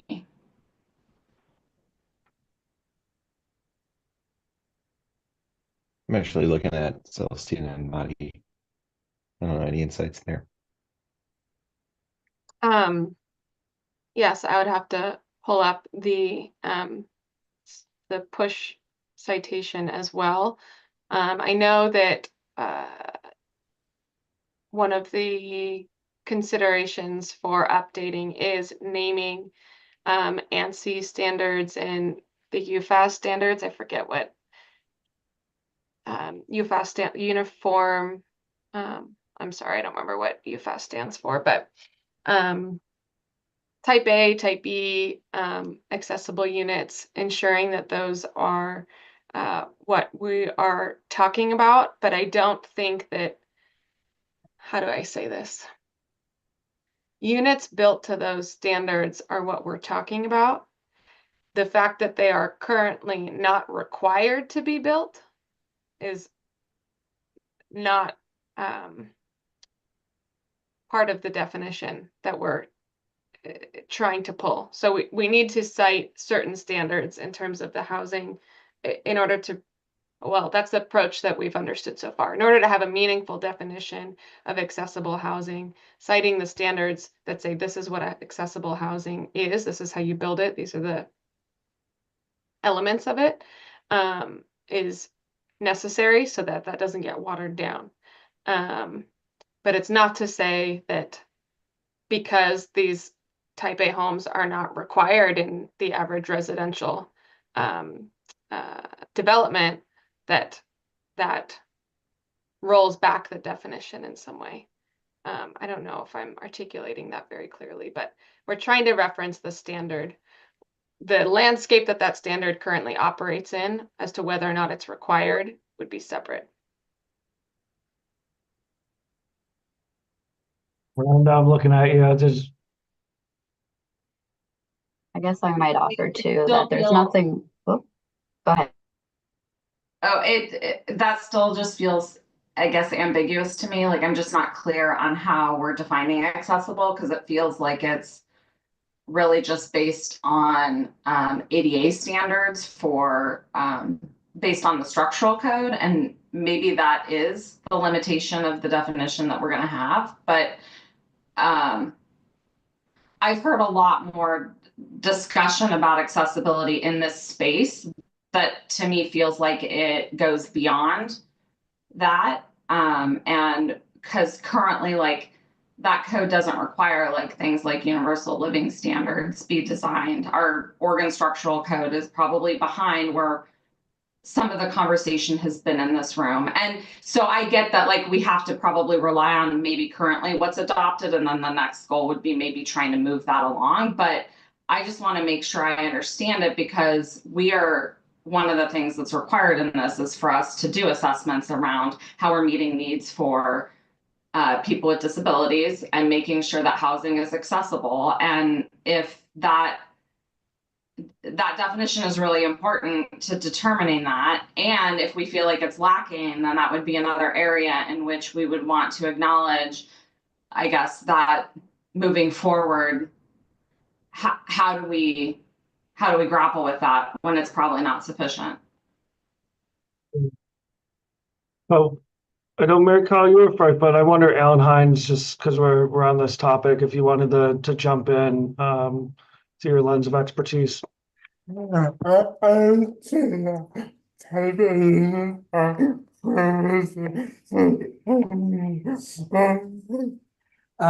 so one of the things I wanted to say is that type A units are clearly defined in the building codes. They are highest they are the highest form of accessibility in our current building code.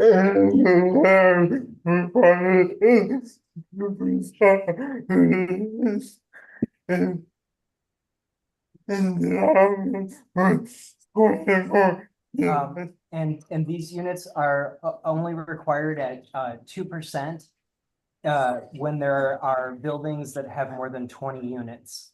It's something that we're working for as a community. Yeah. So as a community, type A units are the type of accessibility that we as a disability community are in need of and are looking for. It's a concession. And it's a concession. Yeah. What is?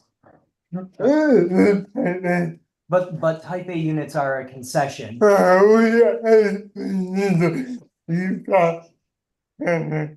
really what we need is that UFAS standard and universal federal accessibility standards.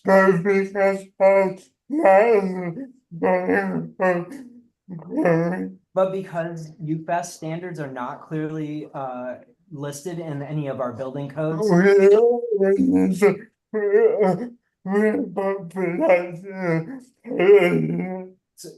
Because they're not listed, they don't exist, and we have to ramp up. Is that? Yeah. It is, so because they're not clearly defined in our current building codes, they haven't been created, and so in order to make up for that, we need to ramp up our production of the reachable standard, the type A.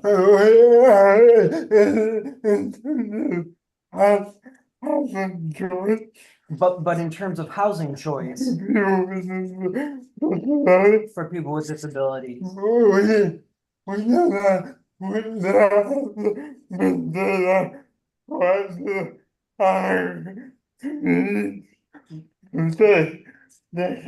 We know that there hasn't been any data collected about our communities for many decades. Forever, maybe.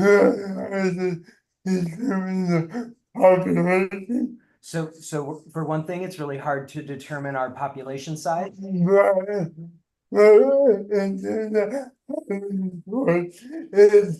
that population available within the community? Sorry, but in terms of housing choice.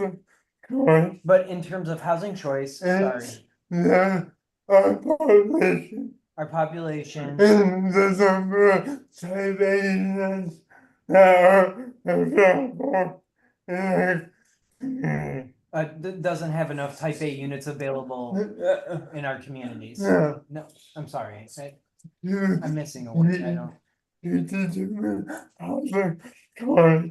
Oh, okay. To determine housing choice. We need to know how many people need type A units in our communities. Sorry. And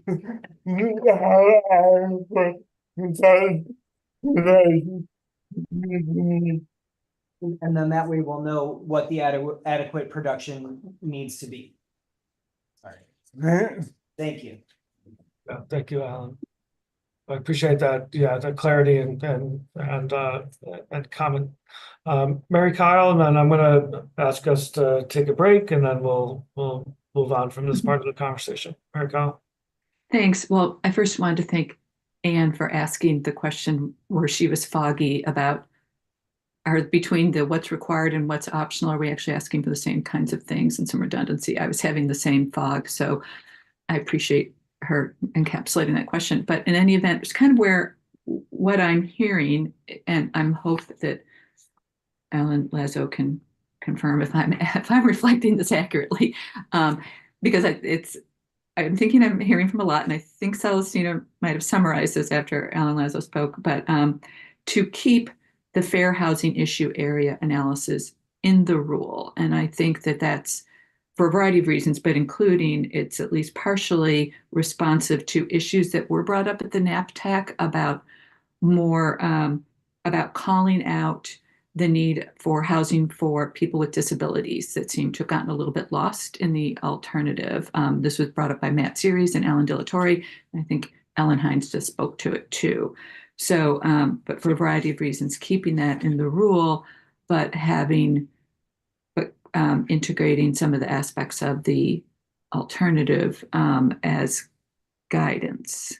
So I think that that's what I'm hearing said by several here, including Ellen Lazo, and I think that's what Celestina summarized. But I just wanted to bring up that issue of calling out housing for those with disabilities was a topic that was talked about for some time in the NAPTAC, and I didn't really see it reflected here yet in the discussion until just this past couple of interactions. And then I think, but that's responsive to the need for some required structure that's clear, while flexibility for how something's approached. Thanks. Any reflection from that?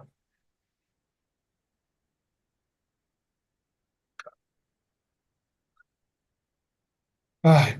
Well, we are at 10:45. We're a little bit behind, but that seemed like a necessary conversation not to cut off.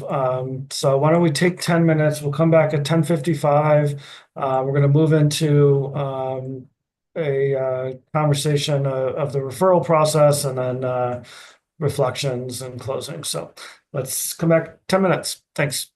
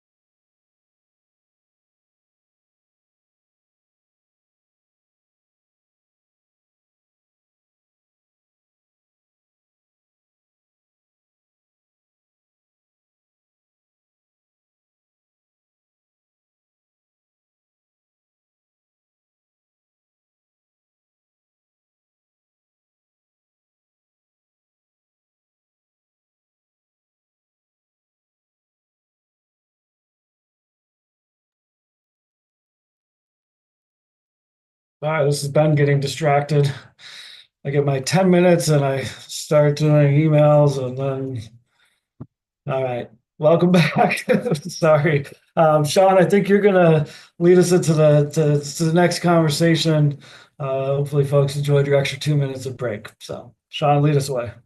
Yeah, thanks, Ben. And yeah, thanks everybody. I think I too understand the desire to dive back into emails. I've got a few pressing in my inbox too, but just a I guess an introduction because I didn't introduce myself at the beginning of the meeting. Sean Edging. For the past I believe a year or so, I've been helping support Thea Croman and the housing team generally on the rules related to the Housing Acceleration Program, which is codified in statute as part of the overall ONA program. I'm actually delivering this presentation in lieu of Thea. Yesterday, she contracted COVID and was unable. She was going to deliver this presentation, but then we had to pivot suddenly.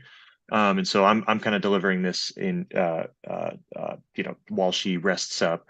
Something I'll ask just, and I'm sure folks kind of agree with this. I mean, in addition to me kind of stepping into this a little bit at the last minute, I too like a lot of folks on this call, and I'm a little tired and distracted. So we'll be kind of going through it, and with that in mind. So what I'm going to go through today, in terms of the slides that we have in front of us. It's going to be a little bit of a review of the various rules that we have, right? So we've had a public hearing. We have the rules kind of teed up for LCDC, and really kind of the intent of this last rack in terms of review is to kind of solicit specific commentary, refinements, and feedback on how the rule can best address its kind of legislative direction and purpose under ORS Chapter 197A. And I'll be kind of going through it in description of just like the overall program again. For those who I know have been following this process very closely, this is going to be a little bit of a review and a little bit repetitive from previous meetings. So I apologize about that. What I'll try to do as I go through this is try to hone in a little bit on some of the themes that we've heard in the public testimony, as well as on our tax, particularly around local city capacity, considerations of local city capacity, as well as considerations of equitable outcomes and how they kind of intersect with this program as we kind of go through these slides. And then at the end, we'll kind of discuss some of the refinements that we've made between versions 3 and 4 of the rule to kind of address some of these different kind of commentaries and pieces and additional refinements in conjunction with our tax over the last couple of weeks. So with that, I'll start with kind of overviewing the process, right? So the Housing Acceleration Program, right? This is intended to be a kind of intervention that happens at the statewide level. One of the big kind of hallmarks of the ONA process is, centered around the idea of taking actions within our control and tracking outcomes over time, right? So part of that includes the establishment of housing production targets, which include production targets for both market rate and affordable housing.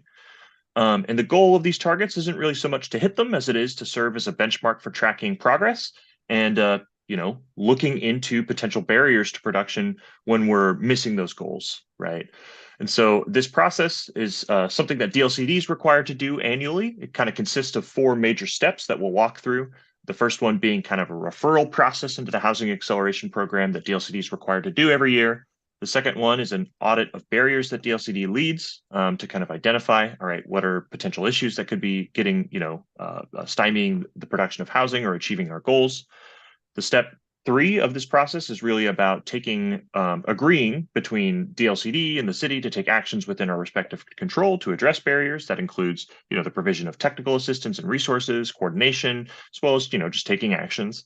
And then, of course, step 4, which is intended to be kind of a rarely used piece, is the enforcement provision that is part of the statute, which is, again, is kind of a last option. And really, this is reserved when we're not taking respective actions within our control. I'll kind of walk through and, again, just from a review angle, kind of go over the rules and kind of talk about some of these dynamics that we've heard in the public comment period to LCDC.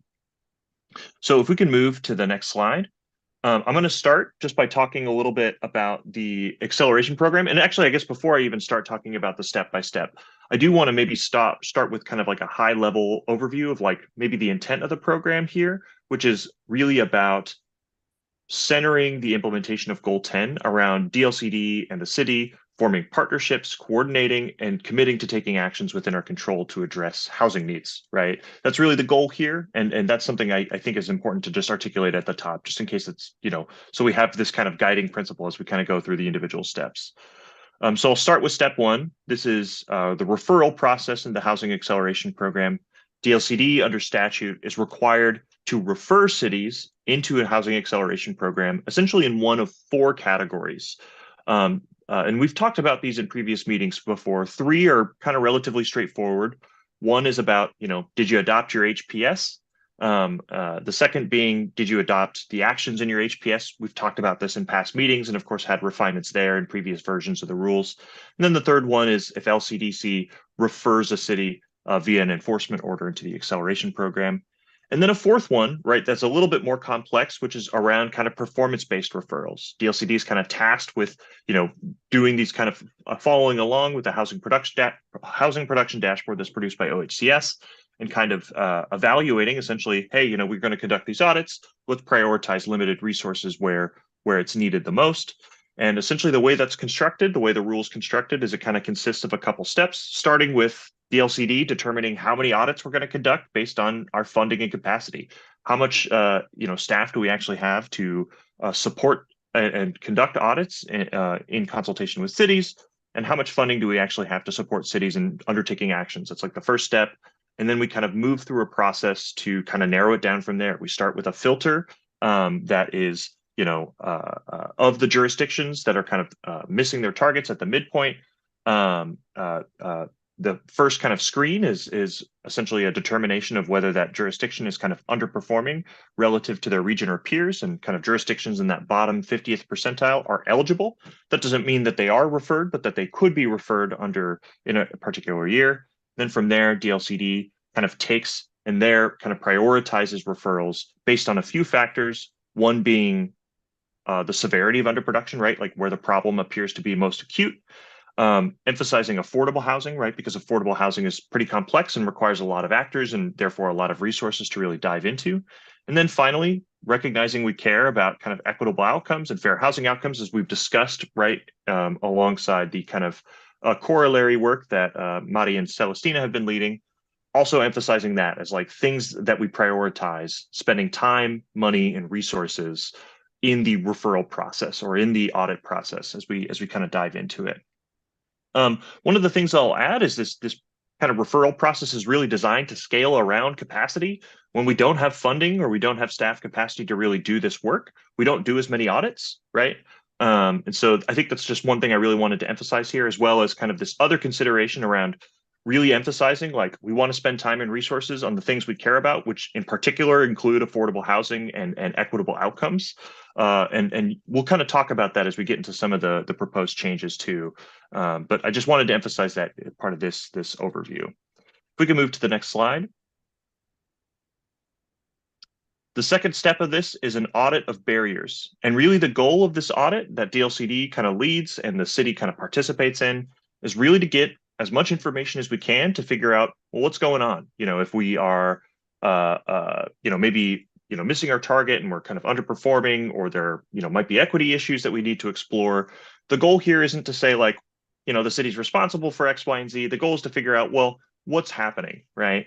What are the potential, factors that could be affecting it? Local, regional, state, federal, market factors. What are kind of the resource gaps? What is the city's kind of capacity to do work? And of course, in considering all of that, DLCD is kind of required to publish an audit of specific barriers to the production of housing, and really kind of consider like, all right, what are the options that we have to address a particular issue? If we move to the next slide, there's kind of a graphic that helps kind of lay out this process a little bit more simply. It kind of, if we think about the audit process, there's kind of 2 major halves to it. The first one is really a kind of fact-finding period where we try to get as much information as we can to kind of inform, all right, what are the problems? What are the things that the city's facing? What are the resources that a city's particularly working with? And what are folks saying on the ground, right? And that's kind of this first initial period that DLCD kind of gathers as much information as possible. And then we publish an audit of specific barriers, right? That's kind of required in the statute. And as part of that, we consider all of the factors that could be going into it, including factors that are inside and outside of the city's control, things like market factors, other relevant local actors, other state actors, right? All these different factors that kind of play into it. Where are the opportunities for coordination with different entities, including regional entities, with state entities, that type of thing.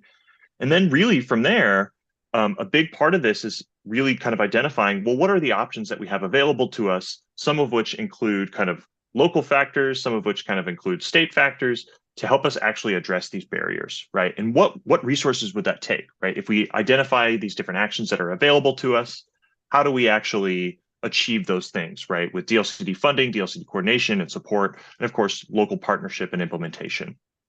So that's kind of a context, like a nuanced thing that, I think the audit is really trying to dive into, whereas the referral process is trying to be a little bit more predictable. The audit process is really trying to be contextual and nuanced and really understand what's happening at the local level and to be sensitive to like the dynamics that are inside and outside of a city's control, right? Something I'll mention, over the past couple of weeks, we've been working with the TAC to kind of test out these two components of the referral process. So one being like the actual referral, we kind of took test cases of like anonymized data that we had on production to kind of test out like, all right, how should this process work out? Let's look at DLCD's anticipated funding and FTE for audits. Let's look at, these different data of like sources on production and what that means if we apply this rule to it. And then let's talk about the priorities that we need to apply in the referral process. Like, how do we prioritize time and money? And then in the audit process, right, we also test cased 3 anonymized examples of real barriers, right, to the production of housing. And they kind of varied. One was really just kind of focused on like code barriers, right, that type of thing, something that seemed very straightforward. Another was focused on like infrastructure and had a lot more intersection with other state agencies, right, to kind of articulate and dive into how we can coordinate, how we actually dive into like, addressing these issues, recognizing that there's a lot of actors at play. And then the third one that we also dove into was an equity issue in particular that we wanted to focus on, knowing that it's been a big priority in this RAC rulemaking process, which is around accessible housing. And we also chose that because it was really an example of a barrier that includes some tools that we might have available to us in terms of incentivizing the development of accessible housing, but big portions of it are also outside of the city's control, like things like building code, right? That type of thing. And, I won't like dive into like what the outcomes of those TAC meetings were necessarily. I mean, they were very like insightful discussions that we were able to have about like, all right, let's actually apply these in more real scenarios, right? Rather than just kind of talking about it in the abstract, and really think about how this rule functions and should function and how we can refine it to better reflect the kind of statutory intent and ensure that we make a kind of workable program, right? So I mean, I kind of highly encourage like looking back at that if you're kind of interested in seeing some of those conversations unfold. It was very helpful for us in kind of thinking through, all right, we have the rule language on paper now. How do we think about actually operationalizing it and implementing this rule, right? So I wanted to mention that, and let's move on to the next slide to kind of continue on this process.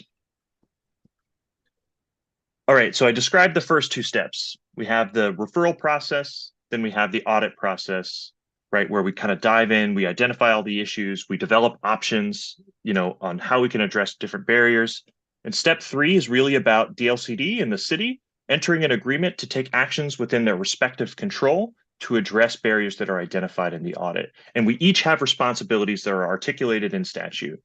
On the DLCD side, we have the responsibility to bring in funding, to bring in technical support, to bring in, coordination support, to bring in staff capacity, resources, any kind of, guidance materials that we have available to help, kind of overcome any particular barriers. This includes, coordinating with state agencies, providing funding to support capacity, all that type of stuff.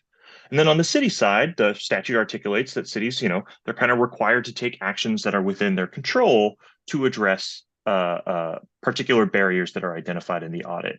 And we've discussed this before, but right now, essentially, the rule has a 3-part test to determine what this is. The first piece is that it's like within the jurisdictional control of the city to affect, right? So like, you don't want to focus on things that like are things that the city has no jurisdictional control over. The second piece is on capacity, right? So like, does the city, based on our assessment in the audit and based on the information that we have about their FTE, about their funding sources, all that kind of stuff, do they reasonably have capacity to implement any particular action? And if not, that's the barrier. The capacity is the barrier, right? And so we should focus on that. And then the third part of this test is DLCD providing funding to support that city for local implementation, right? So really thinking about, all right, it's not just about having actions available to us, but making sure that we realistically can implement those actions as part of this housing acceleration agreement. So that's the third step. And then we can move to the last step. And this is intended to kind of, also reflect a factor that's in the statute, which says, all right, DLCD, LCDC, you have these broad responsibilities for kind of providing support, providing funding. But at the end of the day, you have to enter this agreement with the city. You both have respective responsibilities to take actions within your control by specific deadlines, right? And if you don't do that, DLCD, you have these kind of enforcement responsibilities that are articulated in the statute. So what we did in this kind of particular section of the rule was to say, all right, well, the goal here is really to take actions, to enter into a housing acceleration agreement, to take the actions that are specified in that housing acceleration agreement, including providing all the resources and support necessary from the state side, so the city is set up for success. And really what this rule kind of articulates is that's the goal. That's what we want. We're not interested in kind of pursuing the enforcement side of it, and that should be relatively rare, but it should be there, right? Because the statute requires it to be. And so essentially what this sets up is kind of a process to say, all right, we've entered the agreement, we've done all the discussions, we've figured out what we're going to do respectively. And if we don't do those things, what's the process that leads into the enforcement process? And it really consists of a series of off-ramps. If we can move to the next slide. This graphic kind of shows the step-by-step, pathway of this particular rule. And one thing I should add, I did get these slides yesterday. I should have added this to this particular slide. You could actually draw an arrow out from some of these steps, like the housing acceleration agreement and notice of delinquency. The goal here is action, right? We're not trying to get to the end part of this arrow with the LCDC enforcement order. It's intended to be a last step of the process. But it starts with kind of a housing acceleration agreement. And the goal here is to take actions to implement that housing acceleration agreement on the DLCD side and on the city side. That's the first step. If we don't do that, right, we don't enter the agreement or we don't do the things in those agreements, that's where we enter into kind of a delinquency period where it's like, all right, we're not doing the things. DLCD, we're going to provide essentially a letter saying, hey, we have this agreement. Here's kind of this delinquency that we've identified. This is the actions that we can take to kind of remedy this delinquency. And we have, let's enter into mediation. Let's figure out what support we need to provide to kind of get on the right track to take actions, right? All that type of stuff. And that's kind of a process that occurs on this third square here. Again, the intent is to off-ramp. The intent is to take actions to fulfill the housing acceleration agreement.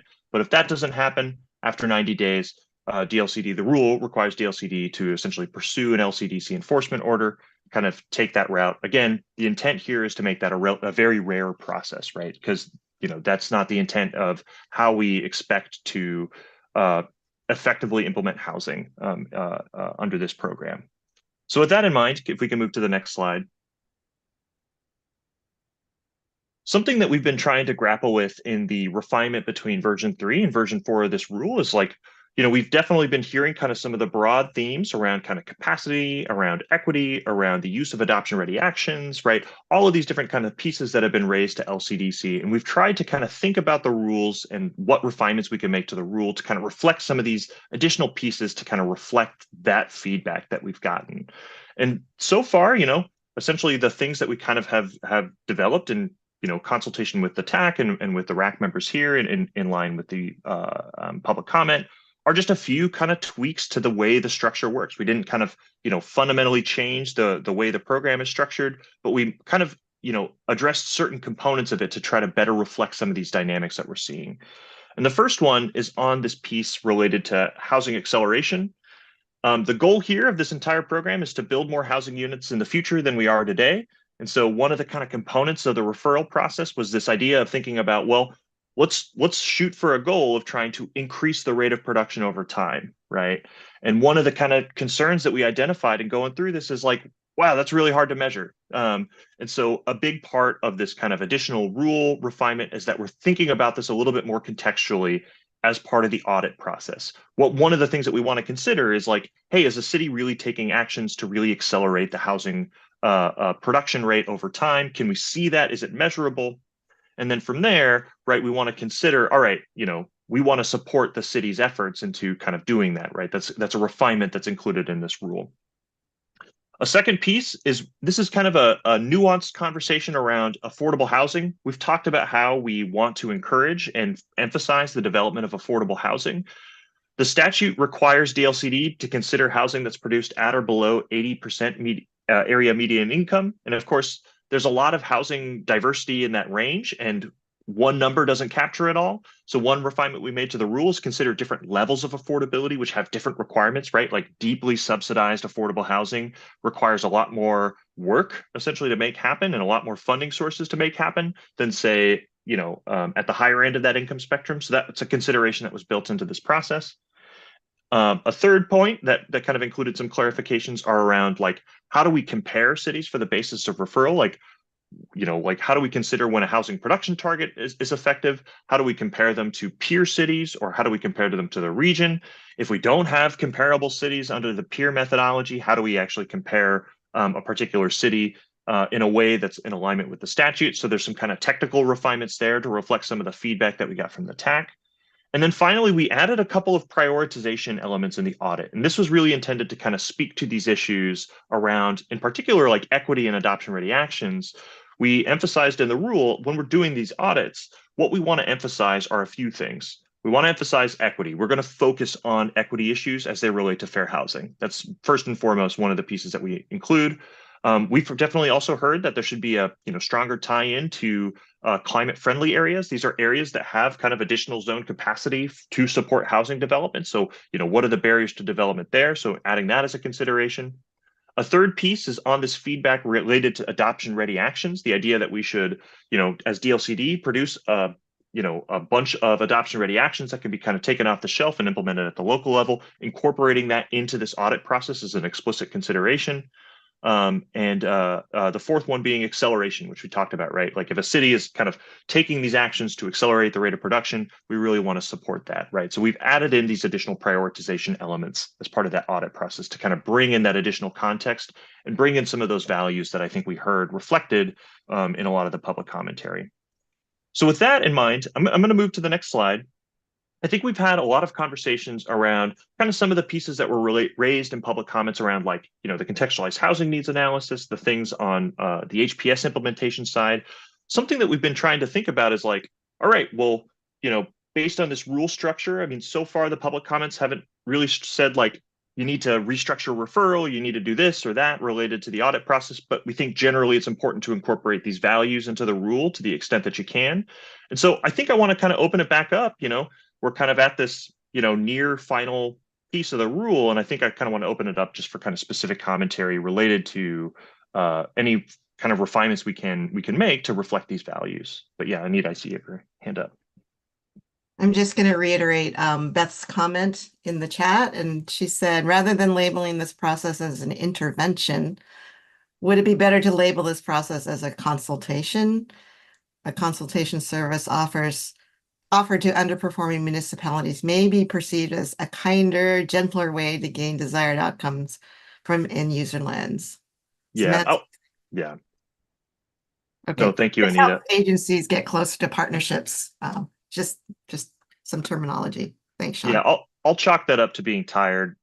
We don't use the word intervention in the rule. I'll just state that was just kind of me trying to think about like how to describe it. No, that's a good point. I appreciate that, Beth. But yeah, this is really intended to foster partnership between the state and with local governments. Good call out. Thank you. So, the high level questions around just kind of comments, clarifications, both to acceleration, but I also think this is just a time if there's any other overarching comments around rules, that this is a great time to raise those.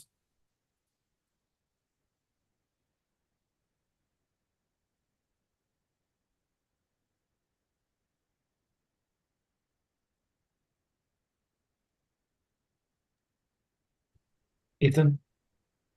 Ben and Sean, I wonder if I could, I mean, the silence is, I think that is part of this line of questioning, because I think the housing acceleration program, outside of the technical advisory committee meetings, hasn't really gotten all that commentary. And I wonder if that's more of like people are understand it and it makes sense and we're on the right direction, or is it on the other side of, well, I don't really understand it and therefore I don't really have much to say. So I'm wondering if we could get a little bit of a heat check on, or temperature check on, whether it's one or the other from folks. I think it's because everyone's going to do such a darn good job that it would never come into play. But Brock, jump in. Yeah, I would say it's, more the former. I think this looks good. There weren't any specific concerns that I had. So silence is a thumbs up. Love that. We don't make those assumptions always. So Miranda, jump in. So I think it's open to this whole kind of section, right? I can bring up kind of some of my observations. Okay. So I did have a few concerns. I wouldn't say that they're large concerns. I think they're more around, there's still some ambiguity, I think, in some of the language that could be refined into the final draft. I feel like it would be helpful, and maybe I'm the only one, but to define standard versus comprehensive audits. I feel like they're mentioned in a few places right now, and it still feels like you have to make some inferences or some interpretations on what would fall into one or the other of those categories. And I am wondering if I'm making those right inferences. So I feel like it would be helpful to define those and to articulate what are all the conditions that trigger our comprehensive audit versus the standard. And then another area where I specifically wanted to call out was it was on, I think, rules I was looking at on, I guess it was the 10.7 rules. It would have been on page 24 under the sub 5. It talks about the department shall prioritize comprehensive audits where the priority considerations indicate a prospective need for a contextual audit under 325. And I guess I just wasn't clear what that was and how that's determined. So that was kind of another area. And then on page 25, I guess on section 325 on page 25 2B, let me actually pull up that PDF. I'm running through notes and multiple files at the same time. It was, hold on, sorry. It's a kind of additional information related to actions that address equitable housing outcomes, et cetera, that's not captured in the housing production strategy. And so I guess I'm unclear on like how would cities know what to provide to the state and whether that will be sufficient as part of this process. It feels to me like with the extra effort that we're putting into the contextualized housing need, I'm not sure what additional information that would be referencing. So there are a few areas of, I guess, ambiguity I think could be further tightened up. And then while I'm talking, I'll just mention in section 330, I have two key concerns, both on page 31. I'm not clear why the city would be required to amend its housing production strategy and why the agreement and the agreed upon actions being implemented wouldn't be enough, and that those kind of what's done through that agreement process can be updated during the next cycle when you're talking about your HCA and your HPS. And the reason I bring it up is just that like amending something that's adopted goes through a whole nother legislative process, which can take a minimum of 3 to 6 months. And that's additional staff work and capacity work that I think would be better allocated towards just going through the agreement and going through implementing the actions from that agreement. And so maybe there's a necessity based on state law, and if that is fine, but I don't really see the need to go through that update to the housing production strategy when you can just do it through the agreement. And then the final question would be around, it's just right after that, around the budgeting and local budgeting authority. And a question, does the state have the ability to require cities to allocate authority, and how does that intersect and or override local budgeting authority and an adopted budget at the city level? So those are kind of some of my observations of these sections and questions that I had. So Sean, you wanted this is kind of the fourth thing you want to start with, kind of definition, standard, comprehensive, contextual. Yeah, I took notes. So there are 5 points, and I'll just speak to at least my understanding of like how the rule's structured and kind of what it's intended to do. And of course, if there are follow-on comments or conversations, I welcome it. Thank you for the specificity. I really appreciate that. But I'll start with maybe the standard versus comprehensive audit.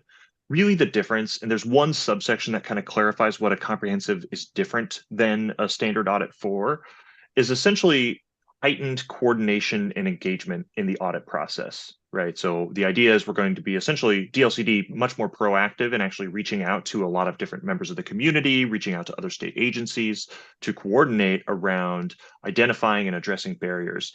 Recognizing that takes a lot of work and a lot of time.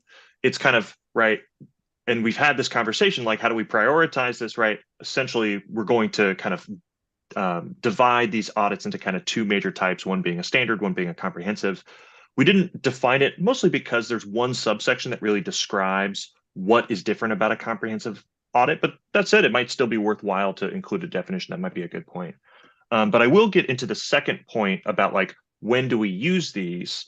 And really what we kind of say in the rule is essentially, we're going to emphasize these where we would expect a lot of context resulting from specifically affordable housing, right? Like if we do an audit, we probably want OHCS at the table, right?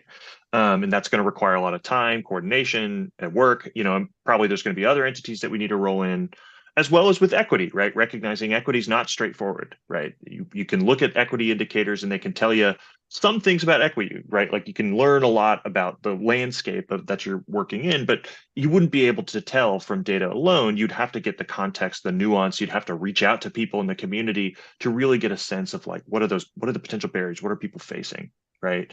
And so recognizing that and recognizing we want to prioritize those, essentially the way we've structured it in the referral process is to say we're going to dedicate more time to those things, right? And dedicate more resources to ensure that we're coordinating and connecting with others. And if there's a way to make that more clear, I'm definitely all ears. I'll move on to equitable housing outcomes that are not in the HPS. This is intended to recognize that like an HPS is a plan to take actions, but sometimes cities do things that are not in their HPS that they might want to get credit for, right? Like let's say a city, they adopt their HPS and they decide later on that they really want to pursue maybe a transit transit-oriented development initiative that wasn't on their HPS. What essentially this is saying is like, they can say, hey, DLCD, we're also doing this other thing that you wouldn't see if it just looked at our HPS, right? That's kind of the intent of that particular provision. There's a way we can tighten it up, all ears. And then the fourth point on amending the HPS, why is that required? It's in the statute, actually, there's kind of two pathways once you get down a housing acceleration agreement. The one is if actions are determined to be within a city's control, they have specific timelines to amend their HPS, to undertake actions within their HPS and kind of fulfill those terms in the housing acceleration agreement. It includes the amendment of the HPS in statute. That's why it's there in rule. And to change that, we'd have to change the statute. If it's not within a city's control, right, if it doesn't meet that three-part test, it's kind of like you address it in your next HPS, right? So it's like, all right, you'll kind of, this problem still exists when you do your future housing production strategy, but right, it's kind of deferred to that next process, right? So that's kind of that distinction between those two pathways that exist in rule. And that could be for different issues, like some might be within a city's control, some might not. It just kind of depends on what the issues are, right? And so it has to be kind of flexible enough for that determination.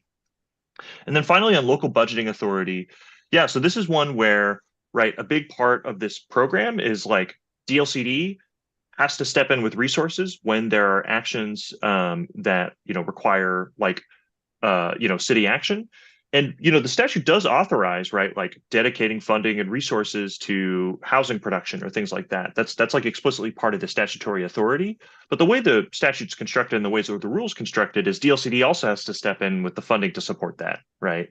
So it would be like essentially if we kind of came in and said you have to dedicate $2 million to affordable housing development, we don't have the authority to just dictate what a city's budget is. We have to step in with the resources to actually support that.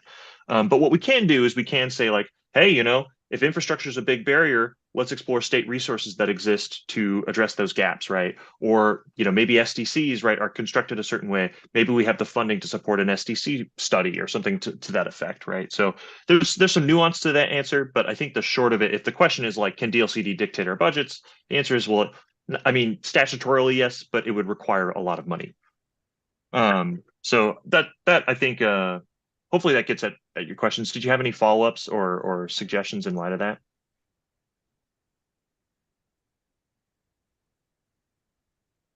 I'm not sure yet, but thank you for asking. Yeah. I think the third point was the one that I didn't quite follow quite as well, but I do think clarifying like when the comprehensive audit is going to be triggered related to the things you talked about, like equity and affordability, that could be, I think, more specifically indicated within the draft. Yeah, no, if you've got suggestions, and really the intent there is when we're gathering this information, we want to make sure that we're getting a comprehensive picture of like, if the city's doing stuff that we don't know about, we want to know that, right? Like that would be very helpful for us if like we find that a city's actually doing all this housing work but we just don't see it, right? Like we don't see it because it's not in the HPS or the formal documentation. There was a great example of a city that we've been working with where, it's kind of like you'd look at the HPS and you'd see like, all right, here's what the city's plan is. And then you would talk to like developers and they're like, oh, the city's pursuing all these different policies related to supporting development in their downtown. It's awesome. And I'm kind of like, why is that not in their HPS? So like that's kind of the intent, to be able to capture those pieces that like, hey, maybe that should be in the HPS, but it's not, right? Because local politics aren't as ordered as an HPS as we would like an HPS to be, right? Yeah, and Miranda, you named a bunch of things, and we'll talk about it. I mean, I think Ethan gave a preview earlier around kind of the comment, for till the 14th, if I remember the dates right. So you do have some time to kind of dive deeper based on what you just heard and what you've already raised. That goes, of course, true for everyone else.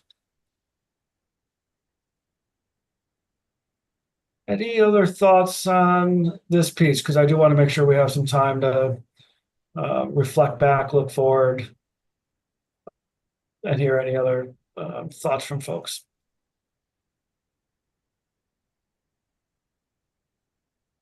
Great. Well, thank you, Sean. Miranda, thanks for those thorough review, thorough comments. So let's move into looking forward and looking back.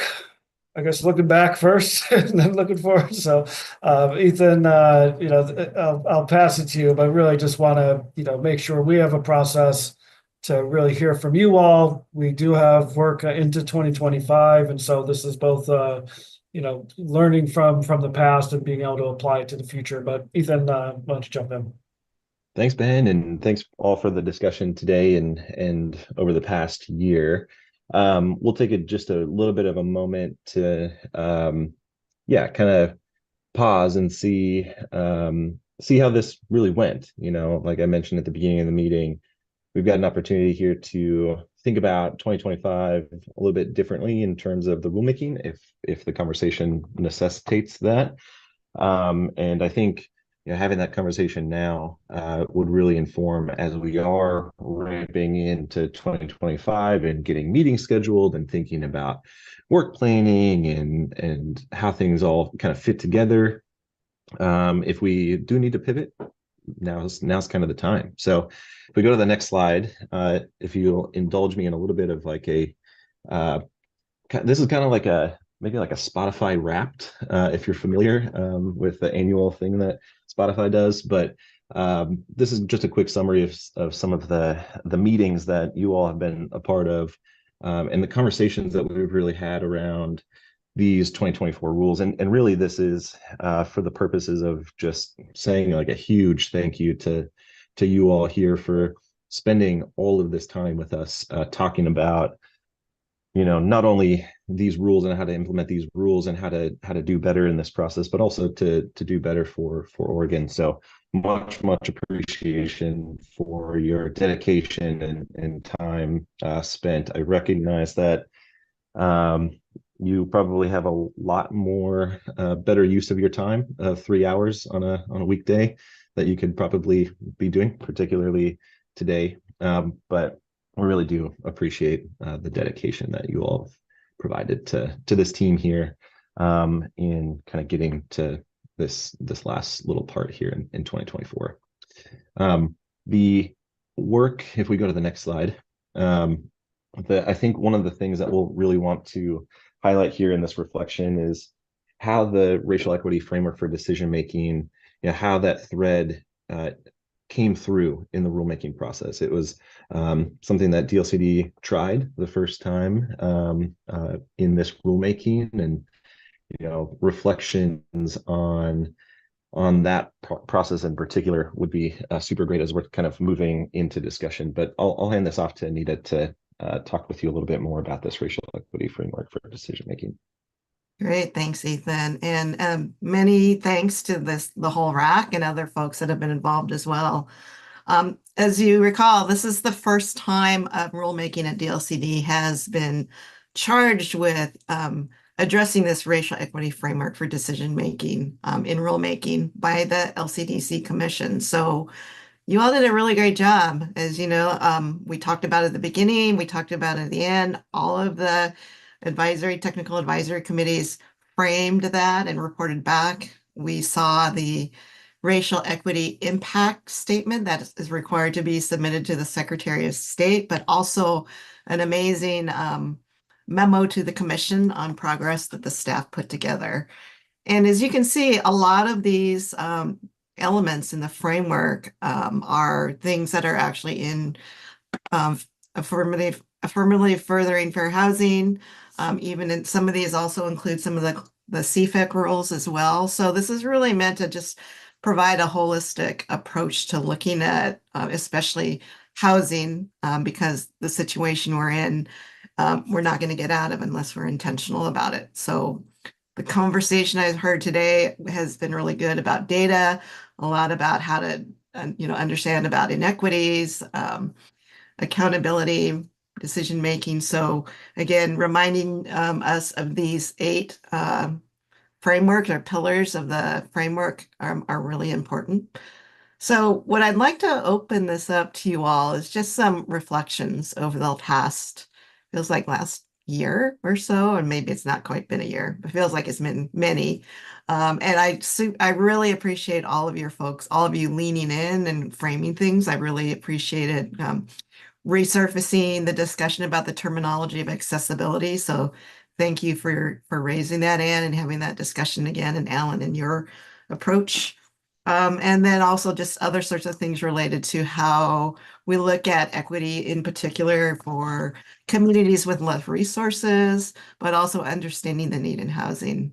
So with that, I think if we can just take the slide down, I'd like to just open it up to folks. And maybe we can start with some of our advocates who actually have provided some really great insight, Alan and Shane, and other folks, Beth, and people that have actually provided a lot of great input and guidance. If you want to share some reflection, looks like Shannon, go ahead. Yeah, thank you so much. I've really appreciated everyone's thoughtfulness throughout this process. And I've learned so much participating in these groups. Really want to thank the DLCD team for your responsive approach and consideration of our input and feedback. Just a couple of weeks ago, I had the chance to go to the Opportunity Finance Network conference in Los Angeles. And nerdily, I went to a data pre-conference. And something extra nerdily I got really excited about was the implementation of AI to enhance feedback loops for community stakeholder engagement. It just blew my mind, right? That we could implement an app and technology so that when we're engaging community stakeholders, we can utilize technology to provide feedback to stakeholders as to, you were heard, here are things that are moving forward, here are things we're not sure we're moving forward with, and also as a way to highlight themes. Both with humans going through themes from feedback and then also the use of technology. I came home very excited based on some of the conversations within, especially the NAPTAC, about community engagement, and also some folks feeling a certain way about never hearing where that input goes. And just recently got very excited about creative use of technology. Thank you. Thank you, Shannon. Shane, and then I'd like to ask Kim also if you have any feedback you'd like to share. Oh, great. Thank you. Shannon and I must be surfing on the exact same wave because I was very much thinking about, in the metaphor of like ecological principles, there's a biofeedback mechanism for every single organism within that system. We love our trees, we love our rivers, and our resources are only as clean as our heart's approach to tending to those things and making a sustainable future. So this ends up going into then data collection where we have information scientists streaming from Seattle, the West Coast, everywhere across America who know how to utilize these qualitative and quantitative data points almost as like ranges of trying to see how much they attend to particular variables that are needed in the overall equation, right? And this also goes back to the metaphor I used earlier as far as the net in the loop, where and also almost a form of forgiveness for all of us in terms of past historical harms in the sense of the best time to plant a tree was 20 years ago. The best time is now. By utilizing our current approaches and affirmatively furthering fair housing, and also using these feedback mechanisms and witnessing now from this day forward, as we go through this process, what are going to be the instant community changes within our own state and the people that we're welcoming in. Because whatever happened today, whatever I thought was going to be the necessity of Oregon being a haven and a place to receive people, I think it's exponentially grown in the necessity of that. So knowing and witnessing current data on a day-by-day basis in any capacity that regions can lean on so that they are not stressed and they can focus primarily on doing the things that they know that they're able to do, and then requesting with humility and grace any support that they have, because this is a time we cannot do anything independently. We must lean upon each other's effort and consistent sustainability for the future we're trying to craft. And that's my piece. Thank you, Shane. Kim, put you on the spot, but one of our advocates who's doing really great work. You have anything you'd like to share or reflect on? Thank you, Anita. I just really appreciate how representatives from our cities are trying to really struggle with this material and operationalize it and be really honest about what they need, so that in the end, this rule both meets our needs in terms of fair housing and meets our needs in terms of housing production, which is also very critical. Thanks, Kim. Beth, I saw you have something in the chat. Would you like to share out loud? Anything else?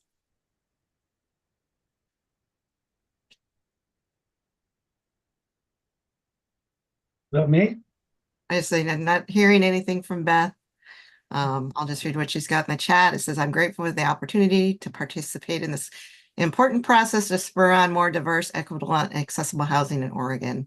I learned a great deal and have found time to be very valuable. Thank you for creating a voice and space for advocacy in the process.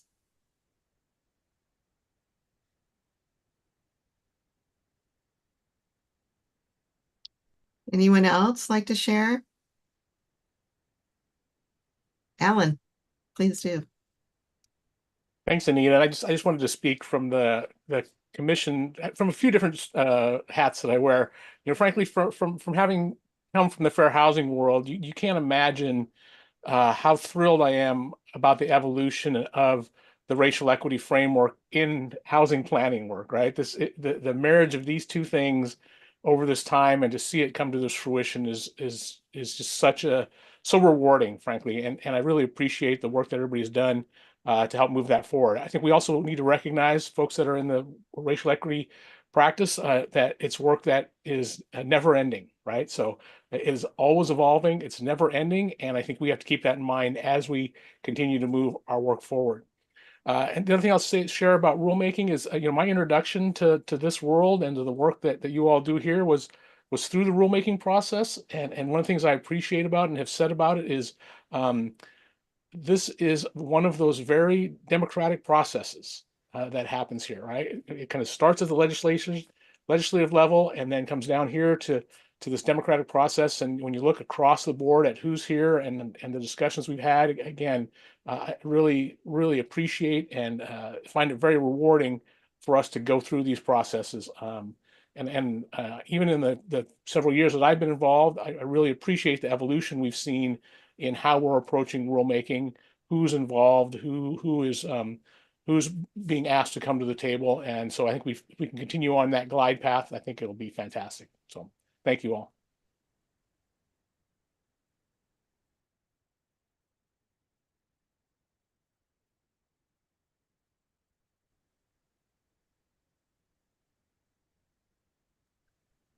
Maybe Ethan, if you might want to say a few words. I know that there was some discussion about engagement on maybe a preview of what might be coming up around that.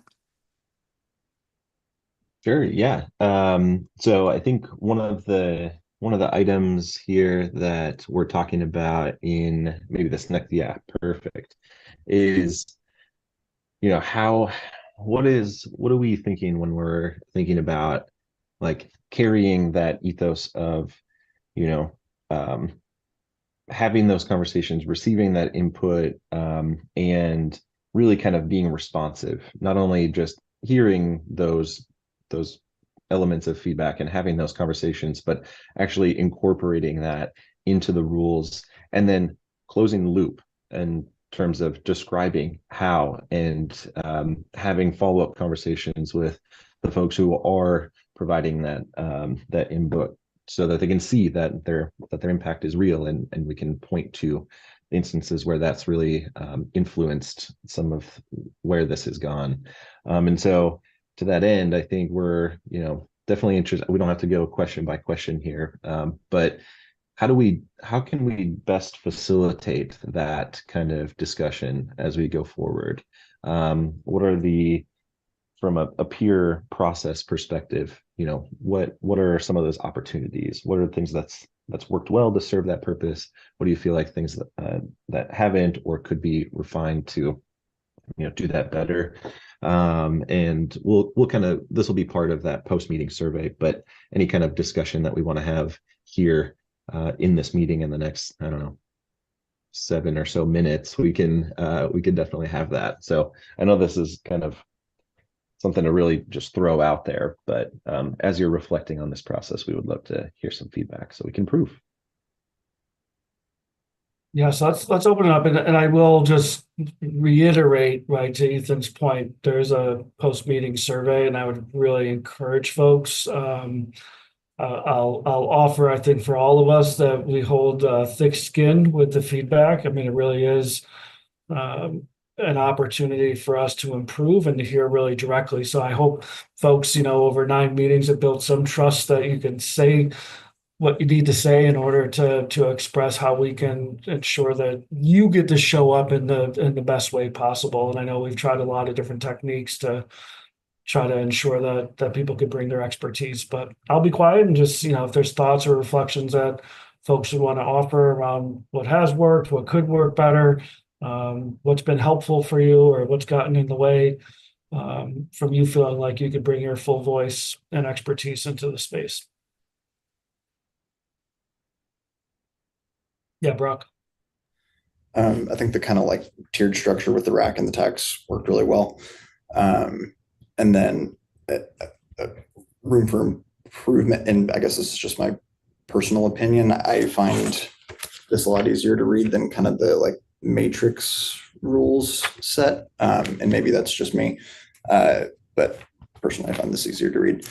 2025, looking forward, it cautiously optimistic, I guess is a good way to describe it. I think there's a lot of good that we can do in the next year with the work that we have going on. But I just want to emphasize that, as we're continuing to go through this, I think particularly in 2025, we're going to have some of the more traditionally contentious topics coming up. And they're going to be difficult discussions to have. And I think everyone on staff would probably agree with me knowing that that's coming down the pipe. But I think we just need to be really careful as we're going into this, that, we're looking at the long-term housing implications for the whole state. And so we need to be very careful with what we craft, so that we're making sure that we're hitting our targets and we're doing what we need to do to continue advancing this work. Yeah. Well, one of the things I'll just ask folks to reflect on just with that, right, and with the idea that we can have difficult conversations and conflict, healthy conflict, right, constructive, productive conflict and disagreement. If there are ways either that you want to name now or in your reflection around like, how does that show up for you, right? How do we kind of create and curate the conditions where you feel like you can bring and have open and honest and constructive disagreement? That is part of kind of why you have folks facilitating, but also we want to, that's the richness, right, of the diversity around this table. But it's also something that, there's a lot of barriers to how folks are able to enter those conversations. So we do want to, I want to build on what you said, Brock, and help us prepare, right, for folks to be able to come in and have active disagreement that's again productive and constructive. And I appreciate you just naming some of the kind of procedural aspects as well, right? Having a matrix and kind of written, that both and might work for different people. And jump in. Oh, thank you. I think the process was really great. I really appreciate the diversity of people who you involved and hearing from all of them. I remain concerned about the specificity we might be facing when we look at housing types, characteristics, and locations, and the potential repercussions for segregation that we may not intend to create, whether it's economic or racial or otherwise. So I'm still concerned about that specificity. And otherwise, moving forward, it would be, I think, really neat to include some of the communities that we're required to center in our engagement, like, for example, the tribal community. Probably a lot of us don't have a recent history of active tribal communities, and it would be helpful to have those voices present when we move forward into talking about engagement. Thank you for that, Anne. Shannon? Thank you. I feel like what maybe is frequently alluded to, but less frequently named, is this importance of awareness of strengths and opportunities and areas where various of us feel under-resourced when it comes to producing homes. And I just feel that the more we can provide space, perhaps, to name some of those observations and or concerns, it just occurs to me that sometimes I feel like those are unspoken participants in these conversations, and maybe naming them explicitly would be handy. Thank you. Shannon. So I'll just ask if there's any other things that folks kind of urgently want to bring into this space today, but and then I'm just going to really, I'm not going to beg you. That's probably not the right word. I'm going to strongly encourage, I'm going to insist, I'm going to request that you spend some time with some reflection and offer that input to us as we think about what this work can look like in the new year. And I appreciate the feedback we've already gotten. But I really, I don't want those who haven't contributed to not have your voice show up. This is about, it's a process, it's a rulemaking, right? It's helpful for DLCD, but ultimately this space is y'all's space.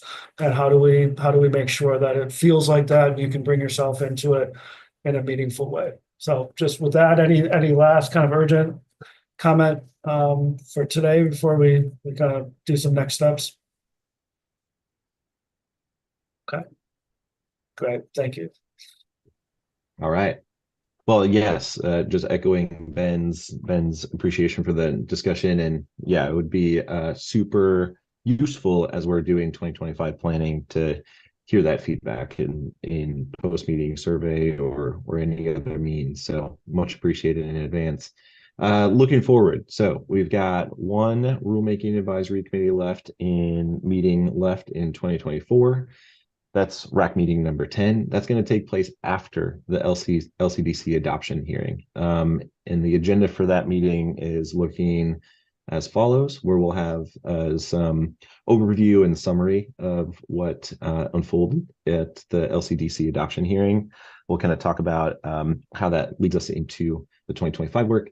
And really the bulk of that meeting is going to be focused on the Capacity and Urbanization and Technical Advisory Committee. So you'll hear from CATech team leads in that meeting and kind of setting the stage for coming back with the Rulemaking Advisory Committee in April of 2025. We're taking a pause of the Rulemaking Advisory Committee to make way for legislative session, or the start of the legislative session, and to do some deep rule writing, in fact. And we're planning to come back with some first initial draft rules, maybe not a full draft of the rules, but a good chunk of draft rules for the capacity and urbanization work at that meeting in what is most likely going to be April 2025.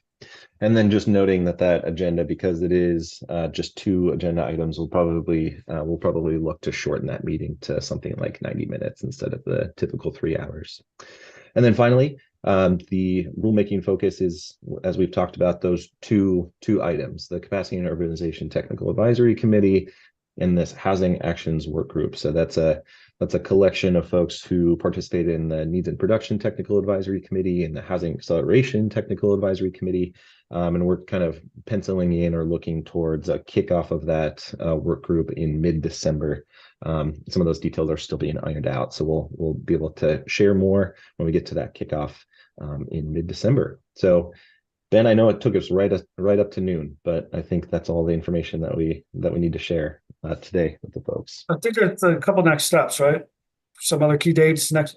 Did we already cover those at the beginning? Yeah, sure. Yeah. Let's touch on these. So just a reminder yet again. Yeah. So we'll just flash it. Y'all can read it. We named it at the beginning, Ethan named the next meeting, but public comment due by the 14th. So I'm just going to raise that just because there's a lot of discussion today that was both captured, and if there's other last minute thoughts. So now let's see if we can end it. Oh, shoot, I just turned 12:01 on my clock. We were very close, but much love, everyone. Thanks for all your energy. It's a big deal. Have a wonderful day. Take care of yourselves and each other. Be good. Thanks, everyone. Have a good day. Bye.